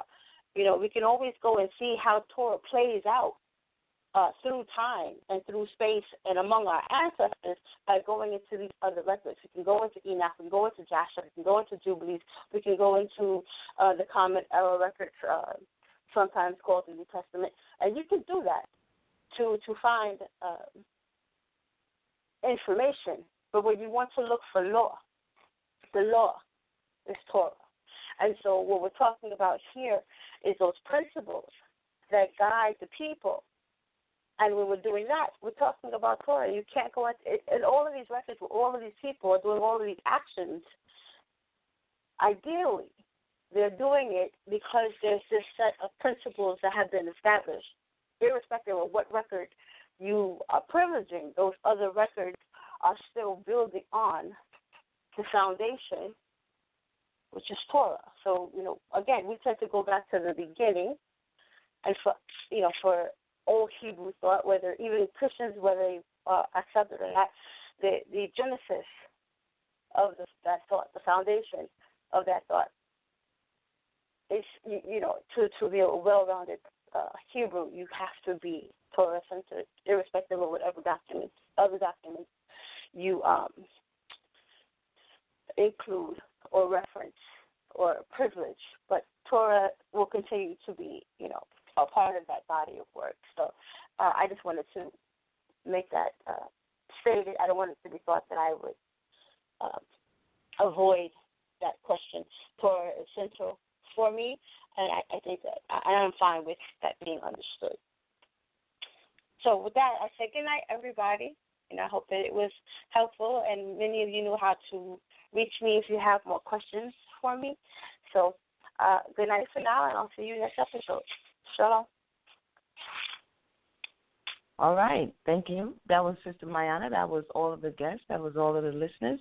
Those who are just listening, those who chimed in, those who have thoughts, put it under the comment section when Brother Sal uploads it to YouTube. And, sometimes it takes some time to get back around to the comment section. But definitely you can hit up Brother Sal if you have any comments or questions. Maybe we'll do a question. I don't know, Brother Sal. Maybe we can do a question. People who have questions over the time, we could possibly do that too. But, once again, thank everybody for tuning in. This has been a relationship challenge. Sister Mayanah spoke on the last call. That would take me all the way over the time. You know what I'm saying? So maybe he could come back and we could build on that once again. But once again, it just, be on the lookout. It's just an awareness. If you are out in the community, if you hear the conversation, maybe it would just be good to engage the individual and see what is the basis of this name calling. It could be feminine. It could be effeminate.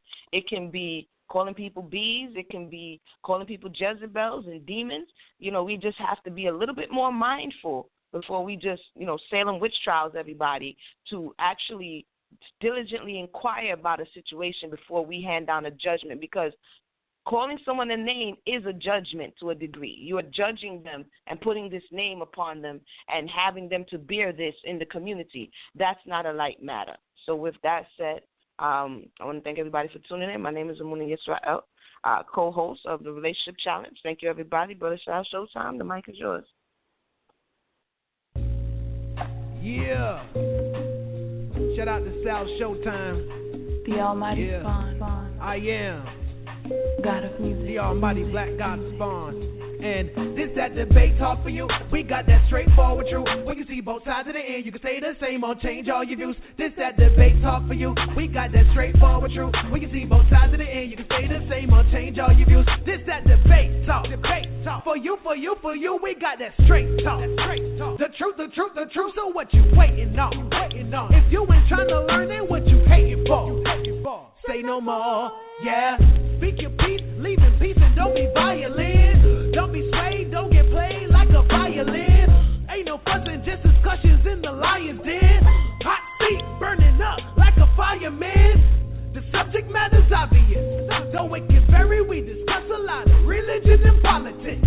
Keep it straight like a hockey stick. Learn as I listen in, and I'ma win. This that debate talk for you. We got that straightforward truth. We can see both sides in the end. You can say the same or change all your views. This that debate talk for you. We got that straightforward truth. We can see both sides in the end. You can say the same or change all your views. Yeah. The Almighty talk for you radio. Yeah. God of music.